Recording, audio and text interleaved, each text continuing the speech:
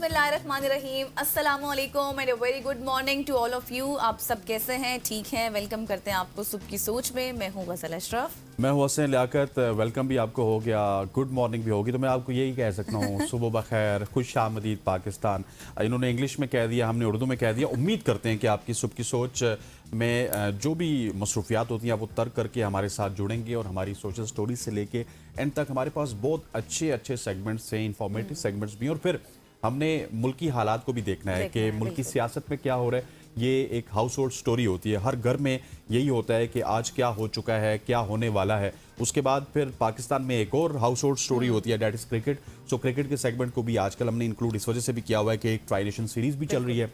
उसके बाद world cup भी आने वाला है, तो गाय बगाए हम क्रिकेट को भी डिस्कस करते रहते हैं। इन चीजों के बाद फिर ऐसे सेगमेंट्स आ जाते हैं जो आपकी इंटरेस्ट के भी होते हैं। जाहिर है क्रिकेट और सियासत तो अपनी जगह है, वो भी सबके इंटरेस्ट के हैं। टोटके वाली मासी भी आ जाती हैं, कोई डॉक्टर भी आ जाते हैं। बात करते हैं फिर कुछ हम ऐसी डाइट के हवाले से बात करते हैं, फिर कुछ हम लोग खाने पीने से रिलेटेड। हम ये कह सकते हैं गजल की कुछ ऐसी इंटरेस्टिंग स्टोरीज भी होती है कि जो हम खुद जब सुनते हैं तो चौंक से जाते हैं, और खवातीन और हजरात जब सुनते हैं तो वो भी चौंक से जाते हैं कि क्या इस दुनिया में ये भी हो सकता है या फिर पाकिस्तानी ये कुछ भी कर सकते हैं। बिल्कुल। तो आज आपने शुरू से लेकर एंड तक हमारे साथ जुड़े रहना है। बीच में कुछ ब्रेक्स भी आती रहेंगी, लेकिन ये है कि ब्रेक में आपने कहीं भागना नहीं है, क्योंकि इंटरेस्टिंग और मजेदार आज सेगमेंट हमारे ब्रेक हम ज्यादा लंबी करेंगे नहीं इंशाल्लाह। खवातीन और हजरात आगे बढ़ते हुए आपको इंटरेस्टिंग स्टोरी देते हैं। जिस तरह हमने आपको कहा था कि हम सोशल स्टोरीज से जब आगाज करते हैं तो कुछ ऐसी सोशल स्टोरीज होती हैं जो कि सुन के हमारी समातें भी बड़ी अच्छी हो जाती हैं, और फिर हम ये कहते हैं कि अच्छा ये भी हो सकता है, क्योंकि ये सिर्फ पाकिस्तान में नहीं पूरी दुनिया में हो रहा है, लेकिन पाकिस्तान में नहीं हो रहा।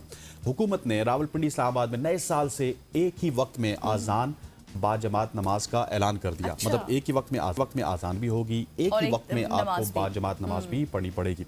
निजी टीवी के मुताबिक वफाकी वजीर मजहबी उमूर सरदार मोहम्मद यूसुफ ने कहा है कि इस्लामाबाद और रावलपिंडी में नमाज के यकसा औकात का 1 जनवरी से इत्तलाक हो जाएगा। और अपने गुज़श्ता दौरे वजारत में उन्होंने इस हवाले से कहा कि हम काम मुकम्मल कर चुके थे, तो तकरीबन 80% इसका काम मुकम्मल था। वफाकी वजीर का मजीद कहना था कि लाहौर, कराची, पेशावर और कोयटा जो कि बड़े शहर हैं और दारुल खलाफे हैं सूबों के, वहाँ के उलमा से भी उनकी बातचीत जारी है और उनके साथ भी तमाम तर मसले मसाइल के ऊपर बात हो रही है। और जुड़वा शहरों के बाद जब ये कामयाबी से इम्प्लीमेंट हो जाएगा, एक वक्त पे आज़ान होगी, एक वक्त पे नमाज होगी, तो उसके बाद उन्होंने पूरे मुल्क में और स्पेशली जो पहले दारुल खलाफे हैं सूबों के वहाँ पे, और जब ये दारुल खलाफों में हो जाएगी, इस्लामाबाद में हो जाएगी, तो उसके बाद इसको पूरे मुल्क में इसका नफाज किया जाएगा। That is very very good कि पूरे नेशन को पता होगा कि इस वक्त में हमारी आज़ान होगी, इस वक्त में जमात होगी। क्योंकि हमारे यहाँ होता क्या है, अक्सर चीज़ मैं आपको बताऊँ, जुमे वाले दिन ये रह जाता है कि ये हमारा मसला है, आपका नहीं है, कि हम कहते हैं अच्छा 1:30 बजे यहाँ पे होगी, चलो यार आगे चलते हुए 1:45 बजे किसी कोई मस्जिद मिल जाएगी। अच्छा 1:45 वाली में पहुंचे, पता चलता है यार नहीं ये 2 नहीं, ये तो 1:15 होगी या 1:30 बजे हो चुकी है। ये मसले मसाइल खत्म हो जाएंगे। सबको पता होगा कि भाई 1:30 बजे आज़ान होनी है, 1:45 नमाज होनी है। तो 1:45 बजे हर शख्स मार्केट बंद करके, हर जगह बंद करके अपनी नमाज वगैरह बिल्कुल आप सही कह रहे हैं। अब ये जो यूनिफाइड सा शेड्यूल बनाया जा रहा है, ये एक बहुत अच्छा फैसला है, जो इकदाम लिया जा रहा है। और साथ में इसमें एक जो मसाइल ख़त्म हो जाएंगे, जिसमें जैसे हसनैन ने भी जिक्र किया, जो कम्युनिटी का फ़र्क है वो ख़त्म हो जाएगा, यूनिटी हो जाएगी यूनिफॉर्म टाइमिंग से। हुकूमत के हवाले से भी यही कहा जा रहा है। हुकूमत ने जो मेन पॉइंट सामने रखे हैं, उनमें सबसे बड़ा पॉइंट भी यही है कि जो एक यूनिटी है कम्युनिटी के अंदर वो आएगी। इसके साथ साथ लेकिन कंसर्न्स भी कुछ रहेंगे, क्योंकि अब कुछ रीजन्स की अगर मैं बात करूं तो अभी तो खैर ये हमारे ही कुछ सूबों में ही ये काम होगा। अगर रीजन्स की बात की जाए तो वहां पर ज़ाहिर सनराइज और सनसेट के हवाले से भी, लेकिन वो बाइफरकेट हो जाएगा ना। लेट्स सपोज इस्लामाबाद का टाइम है 1:30 बजे का आज़ान का, जोर की आज़ान की बात कर लेते हैं, और 1:45 का। अगर वहीं पे थोड़ा सा टाइम डिफरेंस होगा तो कराची का अलग टाइम होगा, कोयटा का अलग टाइम होगा। फिर ये यूनिफाइड इस तरह से भी होगा कि लेट्स सपोज आपके जितने बड़े शहर है ना, वहाँ पे आज़ान का टाइम, वहाँ पे नमाज का टाइम, वो सबको कैलेंडर भी नए आ जाएंगे। अच्छा यहाँ पे कराची में यहाँ पे यार 1:30 बजे नमाज होती है, 1:30 बजे नमाज पढ़ लेते हैं। इस्लामाबाद में यहाँ पे 1:15 बजे होती है, 1:15 बजे पढ़ लेते हैं। थोड़ा सा ये टाइम टेकिंग प्रोसेस होगा, लेकिन ओवरऑल ये अच्छा इकदाम है और आगे चलकर ये सेट भी हो जाएगा। आगे बढ़ते हैं, हम आपको कराची लिए चलते हैं। अब कराची से कुछ ऐसी खबर आई है कि वो सब देखकर सुनकर हैरान भी हो जाएंगे। वैसे वहाँ की खबरें हैरान ही करती हैं, परेशान ही करती हैं। लेकिन अब ये खबर जब हमने सुनी, हमने पढ़ी, तो हमें लगा कि किसी हद तक ये ठीक भी है, क्योंकि कराची में ट्रैफिक कवानीन के निफाज को मजीद मौसर बनाने के लिए मोटरसाइकिल सवारों के बाद अब उनके पीछे बैठने वाले अफराद पर भी सख्त निगरानी शुरू कर दी गई है। ट्रैफिक पुलिस के एलामिये के मुताबिक अगर मोटरसाइकिल पर बैठी पिछली सवारी ने हेलमेट ना पहना हो तो उस पर भी ई चालान जारी किया जाएगा। डीआईजी ट्रैफिक कराची पीर मोहम्मद शाह ने वाजे किया है कि मोटरसाइकिल पर बैठे दोनों अफराद के लिए हेलमेट पहनना लाजमी है, और अगर कोई खिलाफ वर्जी करेगा तो उस सूरत में मोटरसाइकिल और उसके जो अकब में बैठे शख्स हैं दोनों का ई चालान होगा। उन्होंने ऑनलाइन राइडर्स को भी हिदायत की है कि वो इजाफी हेलमेट ज़रूर रखें, बसूरत दीगर उनके खिलाफ भी कार्रवाई की जाएगी। और डीआईजी ट्रैफिक के मुताबिक हेलमेट की खिलाफ वर्जी पर जुर्माना 500 नहीं बल्कि 5000 रुपये होगा। और ट्रैफिक हुकाम ने शहरियों से महफूज सफ़र के लिए लाजमी तौर पर हेलमेट इस्तेमाल करने की अपील की है। अक्सर एक्सीडेंट वगैरह होते थे ना, तो जो पीछे इंसान बैठा होता है, हम हमेशा, वैसे ही मैं सोचती भी थी, आज जब हमारी सुबह बात हो रही थी तब भी हमें मेकअप में भी मेकअप आर्टिस्ट ने भी यही बात की। मैं यही कहने लगा था, कहने लगा था कि जब ये मेकअप करवा रही थी तो इन्होंने अपनी मेकअप आर्टिस्ट को बताया कि अब जो है हेलमेट पहनना पड़ेगा पिछले पैसेंजर को भी। तो वो अक्सर कहीं ना कहीं बाइक पे जाती रहती, तो क्या अब क्या मैं क्या करूंगी, और मैं सोच रही थी ना, तो मैंने कहा कि अब ये होगा कि जो खवातीन और हज़रात बाइक पे भी जाते हैं उनको भी हेलमेट की जरूरत होगी। और मेरा ख्याल है कि अब ऑफिस में ना, लेट्स सपोज अगर ये इस्लामाबाद में भी इम्प्लीमेंट हो जाता है तो हर खातून के हाथ में भी आप हेलमेट देखेंगे जो बाइकें यूज करता है, हर मर्द के हाथ में भी आप हेलमेट देखेंगे। और मेरा ख्याल है कोई अलग सा रैक बना होगा जहाँ पे आपने हेलमेट पुट करना होगा और उसके ऊपर लिखा होगा ये गजल का है, ये असनैन का है, ये फलां का है, और जाते हुए आपने हेलमेट लेना होगा और वापस। ये वैसे दैट इज वेरी गुड क्योंकि आपको पता है जब भी एक्सीडेंट वगैरह होते थे तो जो पीछे बैठी सवारी होती थी उसको भी लगती थी। हम हमेशा से ये समझ ही नहीं आ रही थी कि ये किस तरह की सेफ्टी है कि आगे जो ड्राइवर है, चलाने वाला है या राइडर है, उसके पास है, पीछे वाले के पास नहीं है। So that is very good. लेकिन कराची में हमने देखा है कि कराची में जो भी कानून आता है वो इम्प्लीमेंट काम ही होता है। अब अगर ये कानून आ चुका है तो अल्लाह करे कि ये इम्प्लीमेंट भी हो जाए। और ये कानून भी इस वजह से आया कि आजकल उनको ये पता चल गया है कि सेफ सिटी से चालान किस तरह से भेजने हैं। सो कम से कम चालान की हद तक तो ये आपको इम्प्लीमेंट होता हुआ नजर आएगा। चालान भी कोई कम नहीं है, 500 नहीं बल्कि 5000 का जिक्र हुआ। 5000 और 20000 के चालान हो रहे हैं आजकल खवातीन हज़रात। अच्छा खवातीन हज़रात, आगे बढ़ते हुए एक इंटरेस्टिंग स्टोरी है जो कि मैंने आपको बतानी है। ये जो 2 नंबरी है ना, ये पूरे पाकिस्तान में भी होती हैं लेकिन पूरी दुनिया में भी होती हैं। और आज जो मैं आपको स्टोरी बताऊंगा वो इसी तरह की है। इटली में 56 साला साबिक नर्स पर मुबैना तौर पर अपनी वालिदा का रूप डालकर पेंशन बटोरने के इल्ज़ाम में तहकीकात उनके खिलाफ शुरू हो चुकी हैं। मकामी मीडिया के मुताबिक ये जो शख्स है ये इटली का है और इटली का रहने वाला है। वो विग लगा के, लिपस्टिक और जेवरात का इस्तेमाल करके अपनी मुर्दा जो वालिदा हैं उनका रूप डाल कर उनकी पेंशन बटोर रहा था और काफ़ी लंबे अरसे से बटोर रहा था। और ये भी बताया गया रिपोर्ट में कि ये जो बेरोज़गार शख्स था जिसकी शनाख्त अभी उन्होंने जाहिर नहीं की, ये अच्छा काम है यूरोप के में या फिर कनाडा में कि इस तरह का काम होता है तो आप उसकी शनाख्त जाहिर नहीं करते हैं। उसकी वालिदा का इंतकाल 2022 में हुआ था। तो इट्स बीन 3 इयर्स के वो इस तरह का काम कर रहा था, और जिसके बाद से वो उनकी हज़ारों यूरो की पेंशन, यूरो में पेंशन थी ना, पैसों में तो है नहीं, यूरो की पेंशन थी जो वो वसूल कर रहा था, बटोर रहा था, धोखाधड़ी कर रहा था। अतालवी प्रेस ने केस को आप ये भी कह सकते हैं कि एक मूवी भी आई थी, बड़ी ज़बरदस्त आई थी, मिसेस डाउटफायर स्कैंडल, जिसके सीन्स भी आपको इस वक्त नज़र आ रहे होंगे। उसका नाम दिया गया जो कि एक अनजानी बॉलीवुड अदाकार हैं रॉबिन विलियम्स, उनकी 1993 की फिल्म पर रखा गया था। ये जालसाजी उस वक्त बेनकाब हुई।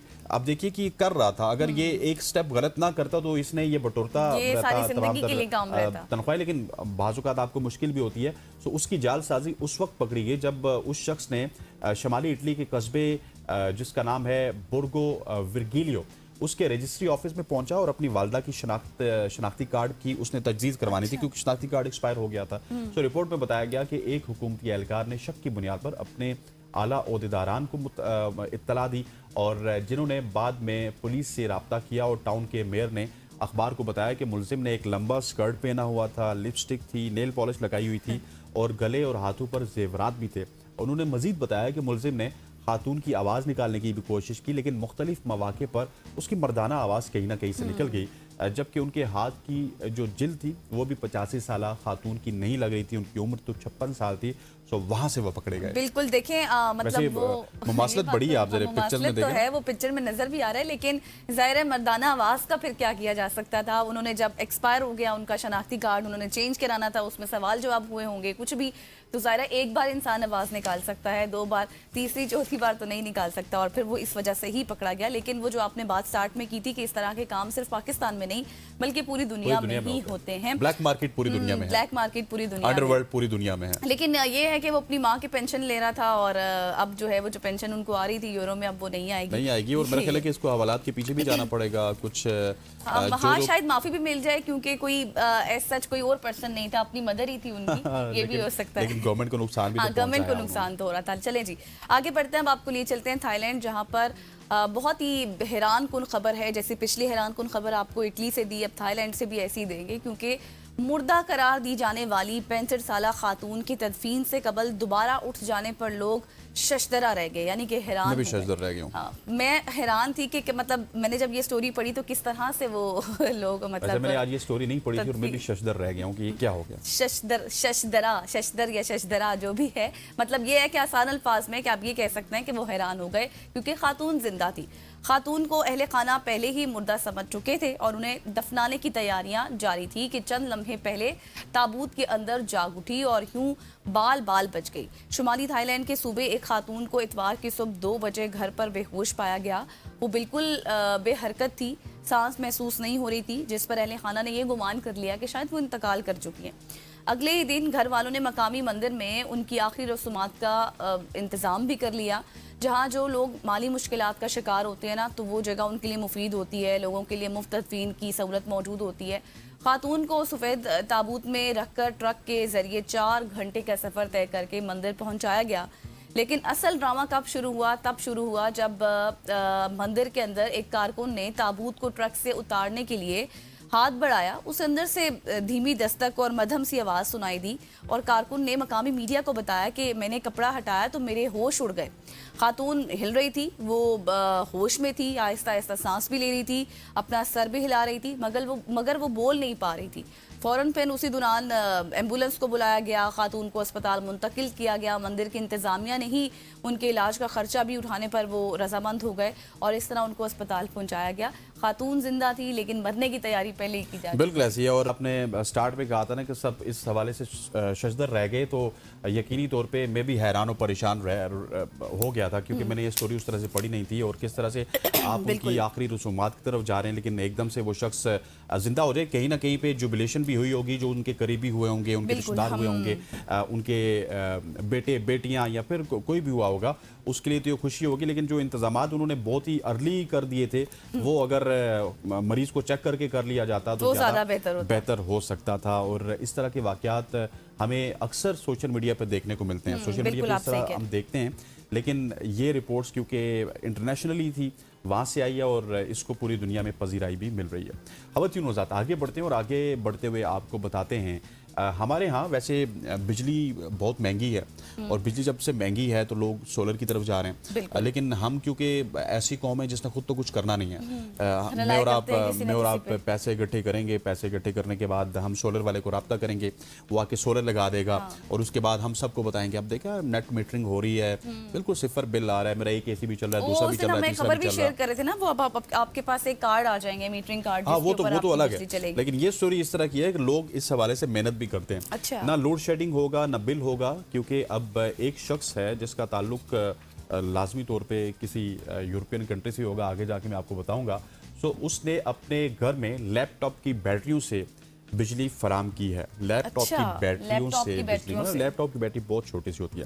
फ्रांस का एक शहरी है जिसको ऑनलाइन एक नाम भी दिया गया है, उसको ग्लू बॉक्स के नाम से जाना जाता है। 8 साल से अपने घर में लैपटॉप बैटरियों की मदद से बिजली पैदा कर रहा है। मीडिया रिपोर्ट्स के मुताबिक ग्लू बॉक्स ने 1000 लैपटॉप की बैटरियां जो कि इस्तेमाल शुदा थी, उसने कहीं से मार्केट से उठाई होंगी, गट्ठी की, और उनके अंदरूनी जो सेल्स थे जो कि ज़्यादातर लिथियम की बैटरी यूज़ होती है, उसके ऊपर डिपेंड कर रहे थे, लिथियम के थे, और बाहर निकाले। जिसके बाद उसने उन सेल्स को एक ख़ास रैक सिस्टम में रीअरेंज किया ताकि वो ज़्यादा मुस्तहकम बैटरी पैक बन सके। उसने सोलर पैनल्स भी लगाए और ये बैटरी बैंक एक अलग शेड तकरीबन 50 मीटर दूर लगाया। हिफाजती तदाबीर भी जो सेफ्टी मेजर्स थे वो भी लिए ताकि आग या फिर शॉर्ट सर्किट का खतरा भी कम हो सके। और उसका ये सिस्टम पिछले 8 सालों से बगैर किसी बैटरी सेल की नाकामी के काम कर रहा है और उसने अपना सोलर सिस्टम भी अपग्रेड किया था। इब्तिदा में वो तकरीबन सिर्फ 700 किलोवाट बिजली पैदा करता था, मगर बाद में उसने इसकी कैपेसिटी को बढ़ा के 56 किलोवाट तक पहुंचाया। ये प्रोजेक्ट ना सिर्फ तवानाई की खुद कफालत की मिसाल है बल्कि इलेक्ट्रॉनिक वेस्ट को मुफीद तरीके से रिसाइकिल करने की बेहतरीन मिसाल भी है कि अगर लैपटॉप की बैटरीज की बात की जाए तो हु केयर्स, हमारी लैपटॉप की बैटरीज रोज़ ख़राब होती हैं, रोज़ अब उसको बाहर फेंकते हैं और उसके बाद जाके नई ले लेते हैं। लेकिन उसने उन्हीं बैटरीज में से सेल्स निकाले, उसको रीअरेंज किया, उसको एक नए रैक में डाला, रीअरेंज करके उसने अपना पूरा सिस्टम बिल्ड कर लिया। बिल्कुल आप सही कह रहे हैं। और इस तरह का काम अगर हो जाए तो इंसान कितने मुश्किलात से बच सकता है और कितना कुछ हमारा बच सकता है। बिजली की जो ज़िया है वो बच सकता है, बैटरीज खराब हो तो पैसे बच सकते हैं ना। मतलब यहाँ पे हम पैसे इकट्ठे करते रहते हैं कि हमने 8 लाख या 10 लाख या 15 लाख होगा तो जाके सोलर लगवाएंगे। मेरा ख्याल है कि अगर उस शख्स से ये स्टोरी भी पूछ लेता कि कॉस्ट इफेक्टिव कितना है तो उसने तो बहुत कम कॉस्ट में ये किया। मुझे लगता है कि इन फ्यूचर ये भी चीज सामने आ जाएगी हमारे कि किस तरह से ये तैयारी, किस तरह से इसकी प्रोसेसिंग हुई, फिर आपके साथ हम मजीद भी शेयर करेंगे। अब आपको ले चलते हैं हांगकांग, जहाँ के हांगकांग के इलाके ताइपू में वाक़ 8 फलक बोस रहायशी टावर में होने वाली आतिशज़दगी से पूरे इलाके में धुएं स्याह बादल छा गए धुएं के। और आलमी खबर इस अदारे के मुताबिक जिस रहायशी कॉम्प्लेक्स में आग लगी वहाँ कम अज़ कम 2000 अपार्टमेंट्स थे और फायर ब्रिगेड के बकौल आग की शिद्दत के बायस फायर अलर्ट को 5 दर्जे तक बढ़ा दिया, जो हांगकांग में इमरजेंसी का सबसे बुलंद तरीन दर्जा है। फायर फाइटर्स की बड़ी तादाद ने सीढ़ियों और आप ये कहें कि जो भी चेरी पैकर्स होते हैं वो उनके ज़रिए आग बुझाने की कोशिश की, जिसके दौरान 5 से ज़ायद एहलकार ज़ख्मी भी हुए। तकरीबन 1 घंटे की कोशिश के बाद आग पर काबू पा लिया गया। इमदादी कामों के दौरान कम अज़ कम जो अभी तक की इत्तलात हैं वो 40 अफराद को मुर्दा हालत में निकाला गया, जबकि 19 में से 4 ज़ख्मियों ने अस्पताल में दम तोड़ा। अस्पताल में इमरजेंसी भी नाफिज कर दी गई है, जहां जख्मियों से आप ये कहें कि जख्मियों में से 2 की हालत अभी तशवीशनाक होने के बायस हलाकतों में इजाफे का खदशा जाहिर किया जा रहा है। आग लगने की वजूहात के बारे में अभी तक कोई सरकारी बयान भी जारी नहीं किया गया। अलबत्ता इमारतों के कुछ हिस्से में आप ये कहें कि स्कैफ फोल्डिंग भी लगी हुई थी, जिसकी वजह से जो रवां बरस है आग लगने की मुतअद्दिद वाक़यात भी रिकॉर्ड किए गए।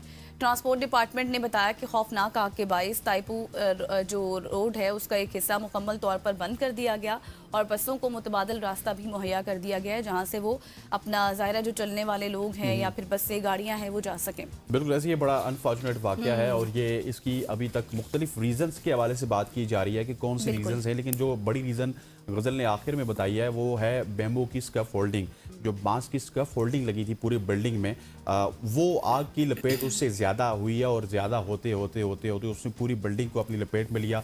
इतनी जानें ज़ाये हुई हैं, तो इस वजह से कहते हैं कि जो आपके सेफ्टी मेजर्स हैं वो आपको प्रॉपर लेने चाहिए। मुझे याद है कि हमारे यहाँ तो शायद स्कफ फोल्डिंग का इतना ज़्यादा मतलब कंसेप्ट नहीं है, बड़ी बिल्डिंग्स तो बनती नहीं है, लेकिन अगर दुबई की बात कीजिए तो वहाँ पे स्कफ फोल्डिंग मतलब कि 40 माला या फिर 80 माला बिल्डिंग में वहाँ पे स्कफ फोल्डिंग लगती है, लेकिन बिल्कुल बैम्बू की या बांस की नहीं लगती, वहाँ पे लोहे की स्कफ फोल्डिंग लगती है। अगर कोई इस तरह की सूरत हाल पैदा भी हो सकती है तो वो स्कफ फोल्डिंग इस तरह से नुकसान नहीं पहुंचा सकती जिस तरह से इस स्कफ फोल्डिंग ने ये भी 40 मंजिला ही है जो आपको आप बता रहे थे, ये भी 40 मंजिला इमारत थी। खैर, अब ये हमारी आज की सोशल स्टोरीज थी, यकीनी तौर पर आपको अच्छी लगी होंगी, बहुत सबक आमूज कुछ आपको सीखने को भी मिला होगा। अब चूंकि सर्दियां हैं और सर्दियां, अब रात को तो मैं एक जगह पर मौजूद थी, वहां पर इतनी ठंड थी कि मुझे वाकई लग रहा था कि अब बाकायदा सर्दियां आ गई हैं। अच्छा, अभी आपको लगा? हाँ, मुझे हमें 15-20 दिन पहले से लग रहा है। नहीं, मुझे सुबह और शाम के टाइम लगता है, दिन के टाइम मुझे नहीं लगता। नहीं, मुझे दिन को गर्मी लग रही होती है क्योंकि धूप इतनी तेज होती है। लेकिन खैर जी, आपको पता है कि जब सर्दियां आती हैं तो बहुत से कुछ ऐसे फूड्स होते हैं, सी फूड्स की बात करूं कि वो आम हो जाते हैं और अच्छा भी लगता है, खाने में मज़ा भी आता है। तो सर्दियों की आमद के साथ ही शहरियों की दिलचस्पी जहाँ खुश्क मेवाजात और गर्म सूप की तरफ बढ़ती है, वहीं फिश मार्केट्स की भी रौनकें बहाल हो जाती हैं।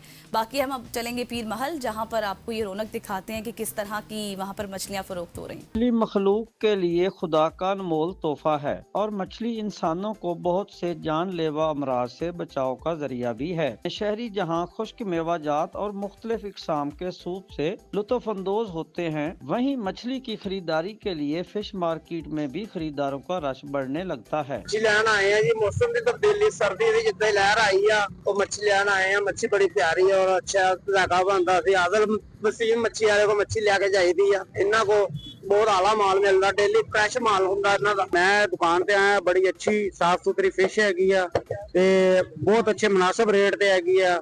ਫਿਸ਼ बहुत प्यारी है, सर्दियों की मौसम की सौगात है, तुसी खाओ। जैसे जैसे सर्दी की शिद्दत बढ़ेगी वैसे ही शहर में मछली मार्केट की रौनकें भी बढ़ती जाएंगी। अगर मार्केट में फरोख्त होने वाली मछली की इकसाम की बात की जाए तो रोहू, थैला, शंगारी, ग्रास, चिड़ा और गलफाम काबिल जिक्र हैं। यूं तो मछली की फरोख्त सारा साल जारी रहती है, मगर पीर महल में माह सितंबर में बाकायदा मछली की फरोख्त शुरू हो जाती है। हम बहुत साफ सुथरी फिश लेकर आते हैं और रोजाना ताज़ा मुनासिब रेट पे इंशाल्लाह कस्टमर बहुत खुश होकर लेकर जाते हैं। काफी अरसा हो गया काम करते, कभी कंप्लेन नहीं आई कोई भी। ताज़ा और फ्रेश माल और तकरीबन बहुत मुनासिब कीमत पे देते हैं हम।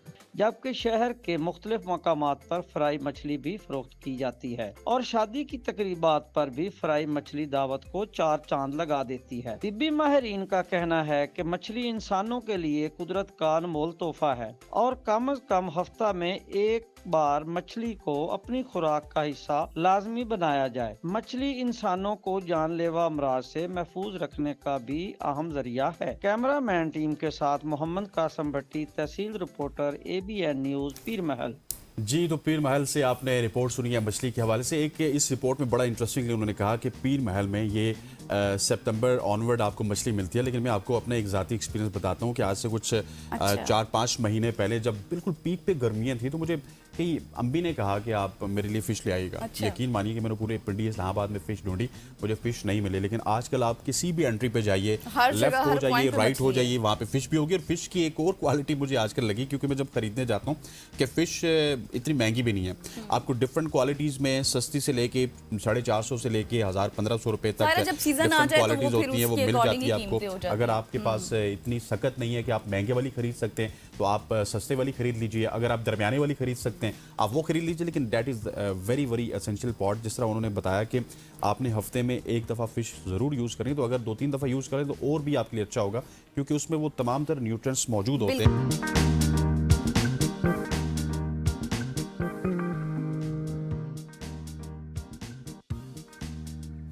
वेलकम बैक खवातीन वज़ात। अब हम बात करेंगे क्रिकेट की। 3 मुल्की T20 सीरीज़ का छठा मैच आज जुमेरात को पाकिस्तान और श्रीलंका की क्रिकेट टीमों के दरमियान रावलपिंडी क्रिकेट स्टेडियम में खेला जाएगा। मैच से कबल कौमी टीम T20 स्क्वाड ने रावलपिंडी स्टेडियम में भरपूर ट्रेनिंग सेशन में हिस्सा लिया। दूसरी जानिब बात करें तो जनूबी अफ्रीका और भारत की, जहाँ पे जनूबी अफ्रीका ने भारतीय घमंड हाथ में मिलाते हुए भारत को उसके सरजमीन पर खेले जाने वाले टेस्ट में शिकस्त दी। पहले कोलकाता में शिकस्त, फिर गुवाहाटी टेस्ट में भारतीय टीम को कल खेल के 5वें रोज 408 रन के भारी मार्जिन से शिकस्त हुई। यहाँ ये बात भी काबिल जिक्र है कि इससे कबल सन 2000 में भारतीय सरजमीन पर जनूबी अफ्रीका टेस्ट सीरीज जीता था और 25 साल बाद ये दोबारा हुआ। इससे कबल ईडन गार्डन्स कोलकाता की बात की जाए तो वहाँ पे खेले गए टेस्ट मैच में जनूबी अफ्रीका ने खेल के तीसरे दिन 30 रन से मैच में फतह हासिल की थी।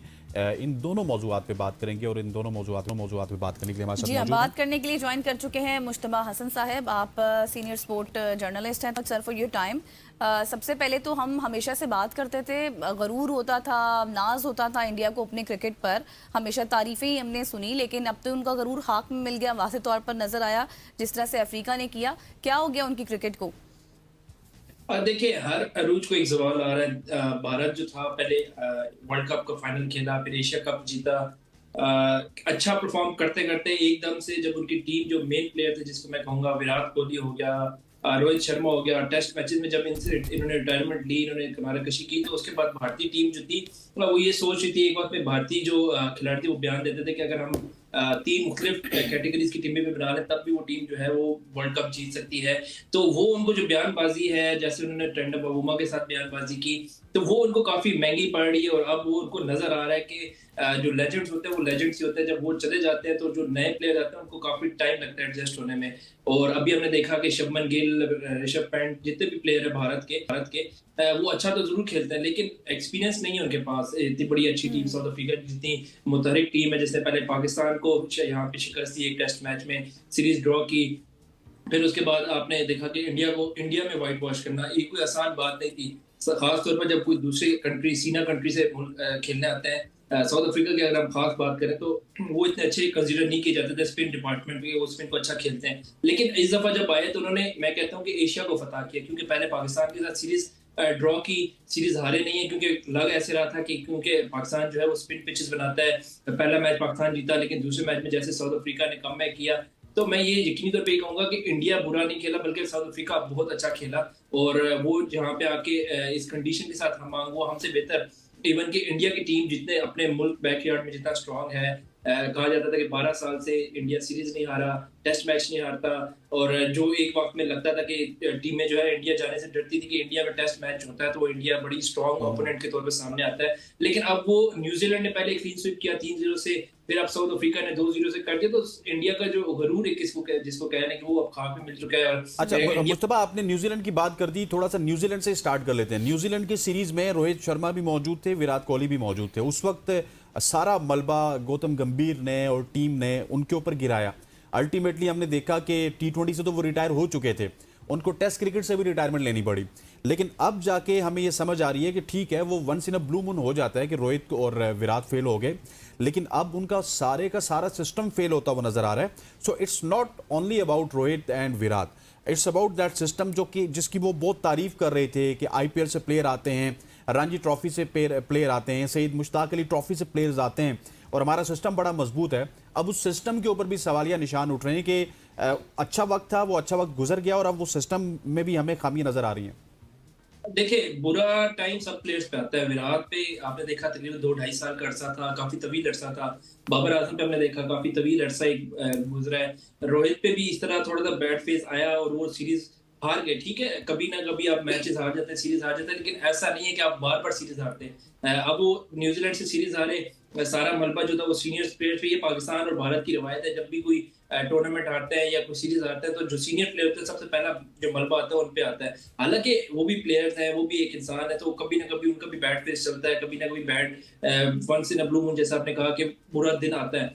तो वो उनकी सीरीज जो थी वो उनके नहीं थी, ठीक है, वो उसमें परफॉर्म नहीं कर पाए, लेकिन इसका ये मतलब नहीं था कि आप उनको एकदम से ड्रॉप कर दें या एकदम से उन पे इस तरह की कर दें कि वो खुद रिटायरमेंट लेने में मजबूर हो जाएं। तो अगर देखा जाए तो भारत के पास उनके पास बैकअप प्लान नहीं था।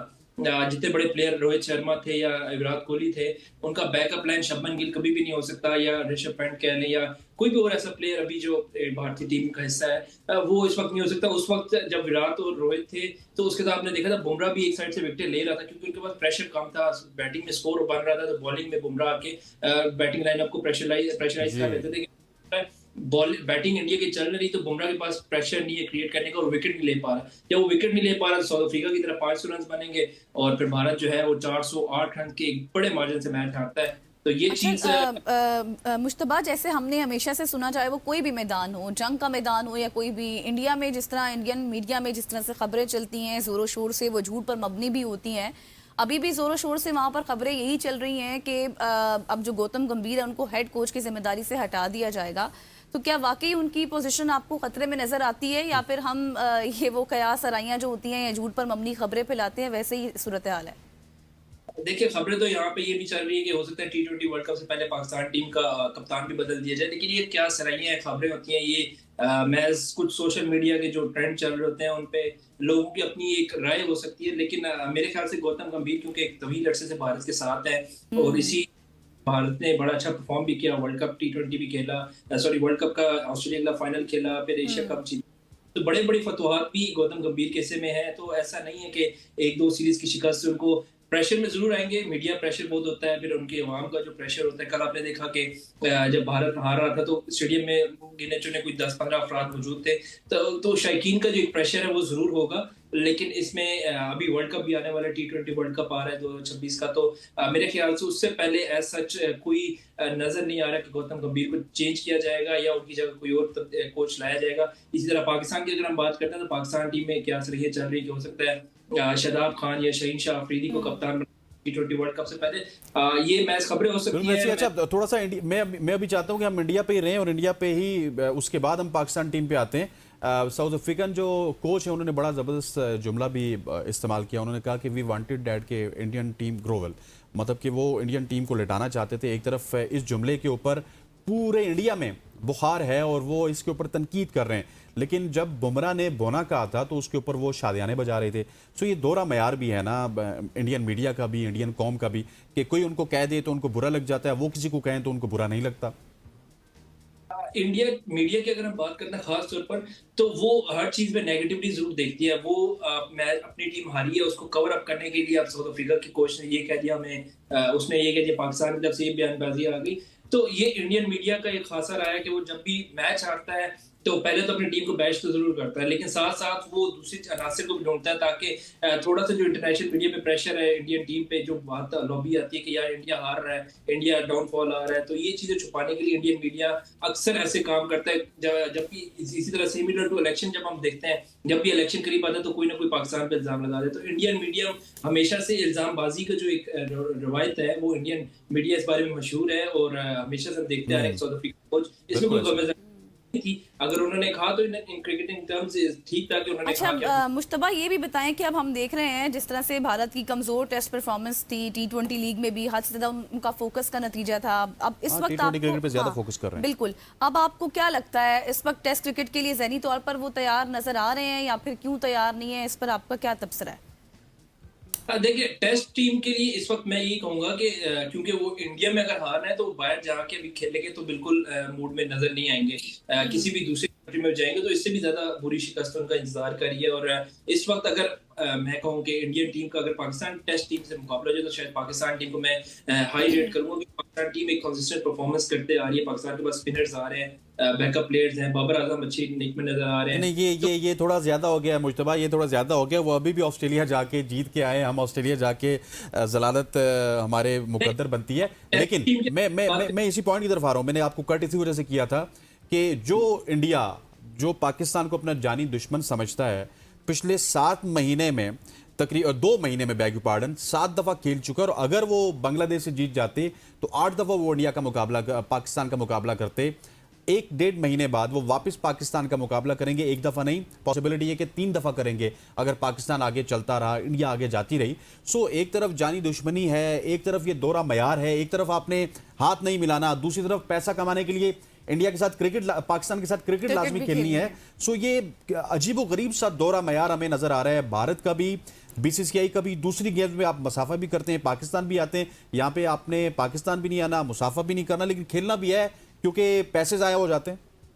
देखें, ये पैसा ऐसी चीज है कि किसी को भी किसी तरह भी लेने पे मजबूर कर देता है। अभी जय शाह की अगर हम बात करें तो भारत में क्रिटिसिज्म हो रहा है इस चीज पर, लेकिन जय शाह क्योंकि ICC के क्योंकि वो सदर है और उन्होंने उनको पता है कि पैसा कैसे जनरेट होता है। अगर पाकिस्तान इंडिया का मैच नहीं होता वर्ल्ड कप में, चले 3 नहीं एक आध मैच भी नहीं होता, तो वर्ल्ड कप का मजा नहीं रहेगा। वर्ल्ड कप की जो होती है उसमें जो वेन्यू है वो नहीं जनरेट होगा। तो मेरे ख्याल से जय शाह इस मामले में बड़े समझदार हैं। उनको पता है कि हाथ ना मिलाना टैक्टिक जरूर हो सकता है, लेकिन पैसा जनरेट करना है तो पाकिस्तान इंडिया का मैच लाजमी होना चाहिए।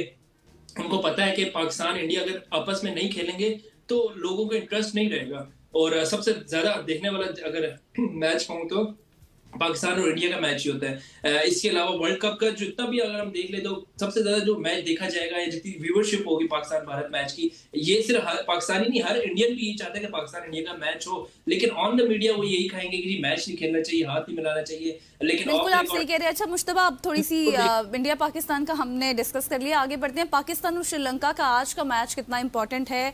क्या लग रहा है पिंडी की कंडीशंस को आपको देख के, क्या हिकमत अमली होनी चाहिए पाकिस्तान की? देखिए, आज का मैच इस तनाज़ुर में बड़ा अहम है कि या जिम्बाब्वे फाइनल खेलेगा या श्रीलंका। अगर श्रीलंका पाकिस्तान को शिकस्त देता है तब ही श्रीलंका फाइनल के लिए क्वालिफाई करेगा। पाकिस्तान क्योंकि ऑलरेडी क्वालिफाई कर चुका है तो पाकिस्तान पे प्रेशर तो नहीं होगा। बेंच स्ट्रेंथ आजमाने का हमारे पास बेहतरीन मौका है। वर्ल्ड कप से पहले हमारे चंद कुछ मैचेस बाकी हैं और मेरे ख्याल से अगर हम आज अपना बेंच स्ट्रेंथ के मैच हार जाए, जैसे हम अपना बेंच स्ट्रेंथ रूट चेक करें, क्योंकि मैं भी बतौर पाकिस्तानी ये ख्वाहिश जरूर करूंगा कि पाकिस्तान मैच जीते। लेकिन दूसरी तरफ अगर हम ट्राई नेशन सीरीज के हवाले से बात करते हैं तो श्रीलंका के साथ अगर हमारा फाइनल आता है तो वो ज्यादा दिलचस्प होगा, ज्यादा व्यूअरशिप होगी, ज्यादा अच्छा क्राउड नजर आएगा हमें और ज्यादा एक इंटरेस्टिंग फाइनल देखने को मिलेगा बनिस्बत जिम्बाब्वे के। ठीक है, जिम्बाब्वे कहते हैं कि आज पाकिस्तान हार जाए, फिर हारना चाहिए नहीं, लेकिन ठीक है एक अच्छा कॉन्टेस्ट हो, बेंच स्ट्रेंथ आजमाया जाए और अगर बेंच स्ट्रेंथ आजमाते हुए अगर हम मैच हारते भी हैं तो मेरे ख्याल से इसमें कोई बुराई नहीं है, क्योंकि अगर आप बेंच स्ट्रेंथ आजमाएंगे तो आपको पता होगा कि आपके बैकअप प्लेयर क्या है। आप बाबर को रेस्ट दें, आप शहीन को रेस्ट दें, हारिस स्टोक को रेस्ट दें, आप जितने भी अब्दुल समद वगैरह छोटे हमारे नए प्लेयर हैं बेंच स्ट्रेंथ पे बैठे हैं जिनको मौका नहीं मिल पा रहा, उनको मौका दें। इसके बावजूद अगर आप मैच हारते हैं तो इट डजंट मैटर, आप ऑलरेडी फाइनल में हैं, अगर एक आध मैच हार भी जाते हैं तो इसमें कोई फर्क नहीं। चलें, thank you so much. Mujtaba Hasan साहब हमारे साथ मौजूद थे। बेंच स्ट्रेंथ की आप बात कर रहे थे, लेकिन बेंच कल देख रहा था मैं, आप वाली ख्वाहिश मैं भी रखता हूँ कि हमारा मुकाबला फाइनल में श्रीलंका के साथ हो, लेकिन बेंच स्ट्रेंथ भी सारी की सारी हम आजमा चुके हैं। फैसल अकरम की बात की जाए, उस्मान खान तारिक की बात की जाए, बैग पार्टन, उसके बाद वसीम जूनियर की बात की जाए, सब बेंच के प्लेयर्स आके परफॉर्म कर रहे हैं। लेकिन हम उम्मीद कर सकते हैं कि वो वापस आएँ और अच्छी परफॉर्मेंसेस दें, या फिर श्रीलंका कोई out of the box performance दे के हमसे आज का मैच जीत सकती है। लेकिन आज का मैच अगर वो हमसे जीतेंगे तो फिर फाइनल में भी वो जीत सकते हैं। So it's a very hype तो वैसे दोनों की हो जाएगी, जिसके साथ भी हो गया final. Very crucial situation for Pakistan के। एक तरफ आपने ब्रांड वैल्यू को भी देखना है, श्रीलंका के साथ आपका फाइनल हो गया तो ब्रांड वैल्यू ज़्यादा इन्वॉल्व होगी। आज का मैच आप जीत के तो आपके ऊपर प्रेशर होगा कि पिछला मैच आप हार के आए। सो ये चीज़ें क्रिकेट में चलती रहती हैं। यहाँ पे वक्त हुआ चाहता है एक शॉर्ट सी कमर्शियल ब्रेक लेते हैं, वापस आते हैं, हमारे साथ रहिएगा।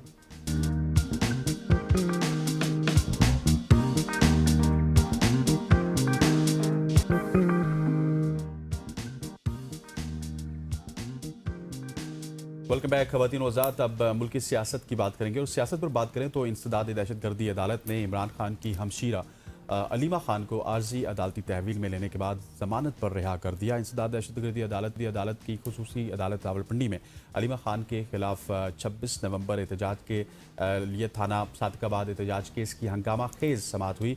इस पर बात करेंगे, और इसके अलावा हरीपुर ज़मनी इंतखाबात में गैर मुतवक्की शिकस्त के बाद चेयरमैन बैरिस्टर गौहर के बयान के ऊपर भी बात करेंगे, जिन्होंने कहा कि अगर हम किसी और लाइन की तरफ भी बढ़ सकते हैं, और ये जो क्रिप्टिक बयान है ये हमें किस तरफ लेके जाएगा, और पीटीआई की जो मुस्तकबिल की हिकमत अमली है उसके हवाले से हम बात करेंगे। इसी पर बात करने के लिए आप सबकी जानी मानी शख्सियत ज़ाहिर है किसी तारुफ के मोहताज नहीं है, फैसल चौधरी साहब ने हमें join. Thank you so much for your time. सबसे पहले तो हम इसी से शुरू कर लेते हैं कि कल जिस तरह से धरना हुआ, मुसलसल मुलाकातों की जो कोशिशें हैं खान साहब के साथ, वो नाकाम हो रही हैं, वजह क्या है कुछ समझ नहीं आ रहा। कल हमने देखा बहनें भी मौजूद थी, बैरिस्टर गौहर भी मौजूद थे, नईम साहब भी मौजूद थे। क्या हो रहा है सर, क्या कोई मुलाकात की इजाज़त मिलेगी फिर आइंदा अब या नहीं? मेरे ख्याल में नेक्स्ट वीक या उससे नेक्स्ट वीक में मुलाकातें रिज्यूम हो जाएंगी, और जिस वजह से रुकी गई थी ज़ाहिर है समझ तो खैर आ रहा है, बयान ना कर सकने को अलग बात होती है।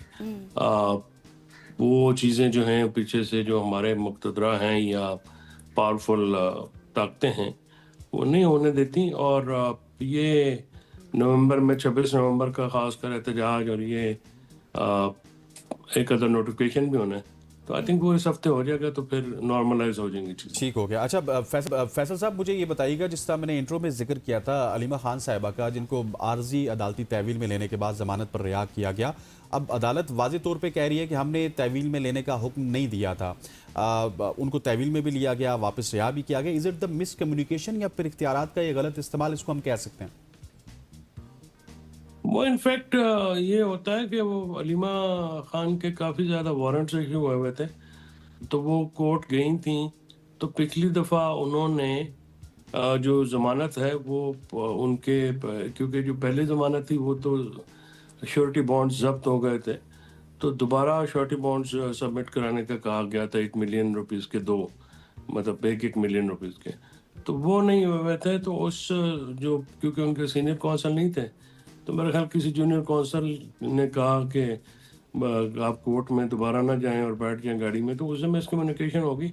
वो फिर कल उनके छोटे बॉन्ड जब हो गए मचल के जो जिनको कहते हैं हम, वो हो गए, तो फिर वो रिलीज हो गए। तो 351 CRPC के तहत आर्जी तहवील होती है या रिस्ट्रिक्शन की जाती है कि जी जब तक आपकी ज़मानत के सिक्योरिटी बॉन्ड्स ऑर्डर के बावजूद जमा ना हुए हों तो आप जमा करा दें। सो इट वाज नॉट कोई बिग डील नहीं थी, तो रूटीन की कार्रवाई है, लेकिन आई थिंक कोई जूनियर वकीला जो हैं उनसे मिस हैंडल हुआ था। अच्छा सर, पिछले सवाल के जवाब में आप कह रहे थे कि कुछ अगले वीक में कुछ पॉसिबिलिटीज आपको नजर आ रही हैं। सर कल भी हमने देखा काफी तवील जो धरना था वो दिए रखा, फिर उसके बाद तसादुम भी होते होते रह गया। क्या कोई आपकी बातचीत हुई पुलिस से, कोई यकीन दहानी हुई है, नेक्स्ट मुलाकात के हवाले से हो जाएगी? देखिए, पुलिस के लेवल का काम नहीं है ये, एसएचओ या डीएसपी एसपी लेवल का काम नहीं है, ये ऊपर के लेवल के काम है। और इमरान खान साहब की जो मुलाकातें हैं वो रुकती भी ऊपर के लेवल से हैं, रिज्यूम भी ऊपर के लेवल से होती हैं। बिल्कुल। लिहाजा पुलिस के साथ कोई बात हो या ना हो वो मैटर नहीं करती। लेकिन जहाँ तक मेरा अंदाज़ा है या मेरी रीडिंग है, अब इसमें कोई मसला होना नहीं चाहिए। बिल्कुल ऐसे। अच्छा फैसल साहब, क्योंकि आप खुद भी वकील हैं और इमरान खान साहब के केसेस को भी आपने करीब से देखा है, अब क्योंकि 26वीं और 27वीं आईनी तरमीम के बाद अदालतों का निज़ाम भी आपके सामने है, पीटीआई कई दफ़ा हमें देखा है कि टारगेट करते हुए भी नज़र आती है अदालती निज़ाम को, लेकिन फिर तवक्को भी रखती है। सो इस अदालती निज़ाम में क्या आप समझते हैं कि खान साहब को रिलीफ मिल सकता है, मुलाकात हो सकती है, या फिर बहुत ज़्यादा मुश्किलात पैदा हो गई हैं? नहीं, इस अदालत से तो को रखना बिल्कुल अब से गुनाह है। तो उसकी वजह कि अदालत नामी इदारा होता था, अभी ख़त्म हो गया 26वीं तरमीम के बाद। अभी तो अदालतें जो हैं वो इंतज़ामिया के मातहत हैं, तो आप एक्सटेंडेड एग्जेक्टिव ब्रांच कह लें जुडिशरी को तो ज़्यादा बेहतर होगा। जुडिशरी को इंडिपेंडेंट पिलर रह नहीं गया पाकिस्तान में। उसकी जो अभी कॉन्स्टिट्यूशनल और लीगल पोजीशन है वो उनके मातहत हैं, और उससे अदालतों से ज़्यादा तवक्को करना मेरे ख्याल में तो बेवकूफ़ी होगी। ये सियासी केसेस हैं, सियासी तरीके से डील होंगे। ये सेटलमेंट भी सियासी होगी इनकी, और जब तक वो नहीं होती इंटेंगलमेंट्स रहेंगी, किसी किस्म का रिलीफ या फैसिलिटेशन मैं तो होते हुए नहीं देख रहा। अनटिल कोई आपकी जो लोग फैसला साज हैं उनसे अगर कोई बात हो जाती है तो अलग बात है। लेकिन सर इन इलेक्शंस के बाद अब पीटीआई पर ये भी तनकीद हो रही है कि क्यों इस तरह से आप लोगों ने मैदान खाली छोड़ा। खान साहब का हमेशा से ये एक नैरेटिव रहा है कि हम आखिरी बॉल तक लड़ेंगे, इस तरह से खाली मैदान छोड़ना क्या ये दुरुस्त था? फिर वो तो इमरान खान साहब का ही फैसला था, और वो बायकॉट जो है वो इफेक्टिव रहा है। अच्छा। 2 सीटों पे भी इलेक्शन नहीं लड़ना चाहिए, हाँ, 2 सीटों पे इलेक्शन नहीं लड़ना चाहिए था, उसका नुकसान हुआ है, हमारे बयानिए को नुकसान हुआ है। खासकर हरिपुर का इलेक्शन जो है उसकी वजूहात बिल्कुल ठीक हैं, धांधली हुई है, फॉर्म 47 बनाए गए, लेकिन फिर हुकूमत हमारी थी, उसमें ज़रा वो लेम एक्सक्यूज़ में चला जाता है, उसका डिफेंस इतना हमारे पास पावरफुल नहीं रहता। हालांकि फॉर्म 45 में जो मैंने अपनी तहीं भी चेक किया है लोगों से, क्योंकि हरिपुर ज़ाहिर है हमारे बिल्कुल करीब में है, हमारे बड़े वहाँ पे लोकल लोगों से ताल्लुकात भी हैं, तो they're all of the view कि पीटीआई वन द इलेक्शन, लेकिन हरवाया गया। लेकिन फिर केपी की हुकूमत अपनी है, तो उसमें फिर अगर हम एक सीट का पैरा नहीं दे सकते तो फिर तहरीक चलाना या वो चीज़ें तो बड़ी मुश्किल हो जाएंगी। बिल्कुल ऐसी। अच्छा, एक मियाँ साहब ने कल एक गुफ्तगू भी की है, गुफ्तगू करते हुए उन्होंने कुछ कहा है, मैं चाहता हूँ कि आप वो सुन भी लें, उस सवाल भी आपसे करूँगा, ज़रा सुनवाइएगा जी मियाँ साहब ने क्या कहा। इमरान खान सिर्फ अकेला मुजरिम नहीं था, उसको लाने वाले भी उससे बड़े मुजरिम थे, उनसे भी पूरा उनका हिसाब लेना चाहिए। चोर डाकू कहते थे, उस चोरी डाके में सबसे आगे नफरत, झूठ, गाली गलौज, मुनाफिकत, बदतमीजी, बदतहजीबी और फितने को बुरी तरह से अल्लाह ताला ने शिकस्त दी है। मुल्क कहाँ जा रहा था 2017 में और उसके बाद फिर कहाँ चला गया। मियाँ साहब ने कहा कि उनके लाने वालों को भी आपको सज़ा देनी चाहिए। अब हर दौर में लाने वाले तो डिफरेंट ही होते हैं, लेकिन लाने वाले ज़रूर लाते हैं आपको। सो ये किसका जिक्र हो रहा है और क्यों हो रहा है, और मियाँ साहब क्या चाहते हैं, बस फैज़ हमीद साहब को ही इसमें सज़ा मिले या सबको मिले? नहीं, मियाँ साहब की तो अपनी हुकूमत है, वो उनको मुतालबा तो नहीं करना चाहिए ना, उनको तो अमल करना चाहिए, उनको तो एक्शन करना चाहिए। जो भी थे, कमर बाजवा साहब की तरफ उनका इशारा है, और जो भी लोग शामिल हैं फिर उन्हीं के फैमिली वालों से, ससुर से उनके डील करके ये बाहर भी जाते रहे हैं, तो अच्छा है, लोगों के सामने चीज़ें आएंगी। फिर जो उन्होंने फैसिलिटेशन इनको की है वो भी सामने आएगी, तो बिल्कुल होना चाहिए। जनरल कमर बाजवा का भी एहतसाब हो और नवाज शरीफ साहब का भी हो, फिर जिन लोगों ने उनसे रायतें ली हैं उनका भी एहतसाब हो, जिन्होंने उनके कहने, जिन जजेस ने उनको फैसिलिटेट किया 50 रुपए के स्टाम्प पे, उनका भी एहतसाब तो होना चाहिए, इसमें कोई दूसरी बात नहीं है। मियाँ साहब को आई थिंक कल निकाला उन्होंने उस कमरे से कि बाहर आएँ, ज़रा धूप शूप लगवाएँ, वो बात करें। तो मियाँ साहब अभी तक कुछ दुख में हैं, उनको अपनी बेटी और भाई की हुकूमत में एक्शन करके दिखाना चाहिए, ज़रा जने बने। हम अपने कहते हैं आगे आए, फिर करके देखें। अच्छी बात है, ताकतवरों पे हाथ पड़ना चाहिए इस मुल्क में भी। सही। अच्छा सर, ख्वाजा आसिफ साहब की भी एक तनकीद सामने आई है ना, जो वो कर रहे हैं खान साहब से रिलेटेड। वो कह रहे थे कि जेल में तो उनको इस तरह का खाना दिया जाता है जो 5 स्टार है, मतलब इवन दैट कि 5 स्टार में भी वैसा खाना अवेलेबल नहीं होता। बिस्तर की बात की, इतना खूबसूरत मखमली बिस्तर है उनको मैसर है। इस तनकीद को आप कैसे देखते हैं? अल्लाह करे ख्वाजा आसिफ साहब की भी आखिरी उम्र उसी मखमली बिस्तर पे गुजरे, यही दुआ दे सकते हैं। मतलब ये तो देखे ना, घटिया सी बातें हैं, इनका क्या बंदा जवाब दे। और जेल मैनुअल में उनको पूरी फैसिलिटी है, वो जो मर्जी खाना खाना चाहें, पैसे देते हैं इमरान खान साहब, कौन सा किसी का एहसान है। वो अपने खर्चे से जो है जो मर्जी कर लें, वो सिर्फ उनको तो नहीं है, जो दूसरे कैदी हैं वो भी खाते हैं। और उसमें हर ज़ाहिर है एक साबिक वज़ीर आज़म है, तो उनकी सिक्योरिटी, उनकी फूड या वो ख्याल तो रखा जाता है। तो ख्वाजा आसिफ साहब ने कभी ज़िंदगी में, बल्कि अच्छी बात है, वो जो मियाँ साहब का मुतालबा है उसमें सबसे पहला काम तो ख्वाजा आसिफ का ही खोलना है कि 2018 में इलेक्शन के साथ जीते थे। तो हम तो चाहते हैं कि ये चीज़ें सामने आए। बिल्कुल ऐसी। अच्छा सर, मुझे साथ में ये भी बताइएगा कि बैरिस्टर गौहर साहब ने एक नया बयान दिया है और जिसमें उन्होंने कहा जी कि हम किसी और लाइन की तरफ ना चले जाएं। इस बयान को काफ़ी मिस्टीरियस भी समझा जा रहा है कि ये कौन सी लाइन होगी जो बैरिस्टर गौहर साहब या फिर पाकिस्तान तहरीक इंसाफ लेना चाहती है सर, कि हमारा मैंडेट कबूल नहीं हो रहा, कुछ इस तरह की चीज़ें, हम किसी और लाइन की तरफ जा सकते हैं। कौन सी लाइन है सर? देखें, बैरिस्टर गौहर जो है शरीफ आदमी है, उसकी बातों को आप, उन्होंने तकरीर की है, सीरियस नहीं लेना चाहिए सर? गौहर शरीफ आदमी है, उसकी लाइन शराफत पे मबनी होगी, वो इसके अलावा कोई और लाइन नहीं ले सकता। अच्छा। वो हमारा दोस्त है, पुराना कुलीग है, हमारा वकील भाई है, तो उसने क्या लाइन लेनी है। लाइन जो गौर लेना चाहते हैं, अगर ये लें तो इसमें फायदा भी हो सकता है। लेकिन मसला ये है कि गौर की मानता कोई नहीं है पार्टी में। सर ये तो सबसे बड़ा मसला है ना कि गौर को बनाने वाले भी तो खान साहब थे ना फिर। नहीं, वो देखिए गौर शरीफुल नफ्स आदमी है, वो समझते भी हैं। अब ये जो इनकलाबी सोच है ये नहीं होने वाली, ये देख लें। और खान साहब भी अंदर है ना, बाकी तो सारे इनकलाब लाने वाले बाहर हैं। इनको तो कभी किसी ने थाने में भी नहीं बुलाया, बल्कि ये तो गश्त की गाड़ी जाए तो अपने घरों में नहीं जाते।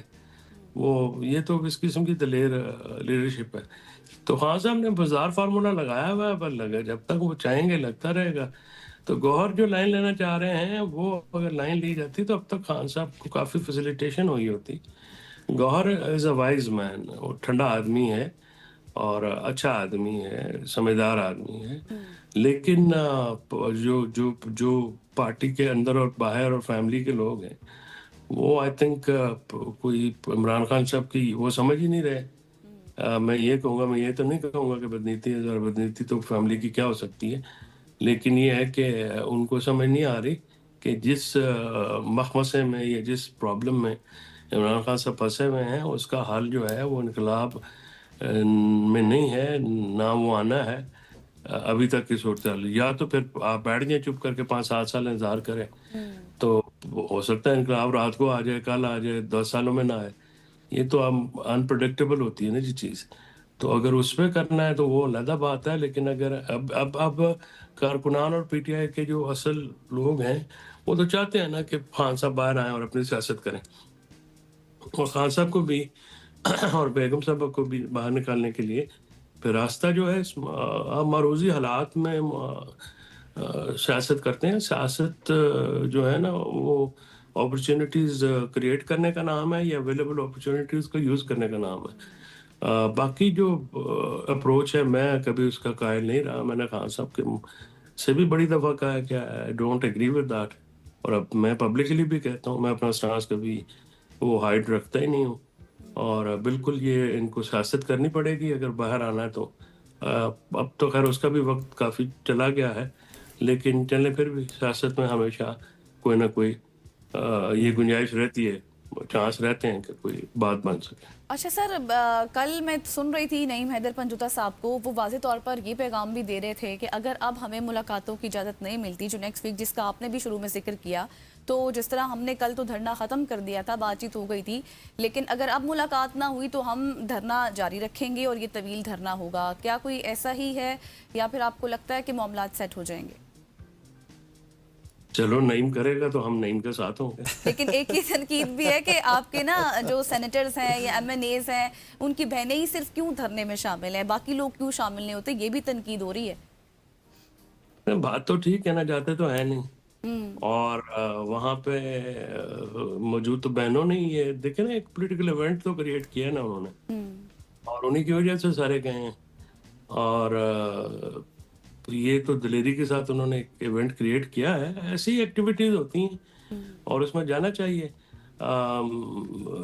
सारे जो हैं वो जाते हैं, तो चलो इमरान खान साहब की एक जितना भी एहतजाज हो सकता है उसमें एहतजाज में जो है वो आती है, खबर बनती है मीडिया में। अपोजिशन का यही काम होता है ना जी, कोई पॉलिटिकल इवेंट क्रिएट करना, अपनी आवाज बुलंद करना, कोई खबर में रहना, तो ये चीजें मैटर करती हैं। तो ये मैं समझता हूँ कि तीनों बहनों ने अच्छा दलेरी का काम किया, बाकियों को भी सबक सीखनी चाहिए। और जो पीटीआई की बुज़दिल लीडरशिप है, खासकर पंजाब से रखने वाले जो केपी में रुपोश हैं, उनको भी आना चाहिए और अपनी मामला दुरुस्त करने चाहिए, जेल जाएं या अपना जो ऐसा मुझे लास्टली फिर ये बताइएगा कि आपने पिछले सवाल के जवाब में बड़ा प्रिसाइसली कहा कि बैरिस्टर गौहर साहब की आवाज़ को सुनना चाहिए। अब देखिए 3 साल हो गए यही एहतजाज हो रहे हैं, कभी अडियाला के बाहर हो रहे हैं, कभी डी चौक में हो रहे हैं, रिजल्ट्स नहीं निकल रहे। रिजल्ट्स निकलेंगे टॉक से, मुज़ाकरात से और बामानी मुज़ाकरात से। कुछ उसमें मुज़ाकरात में सर कुछ लेना भी पड़ता है, कुछ देना भी पड़ता है, ये एक सियासी उसूल भी है, गिव एंड टेक होता है।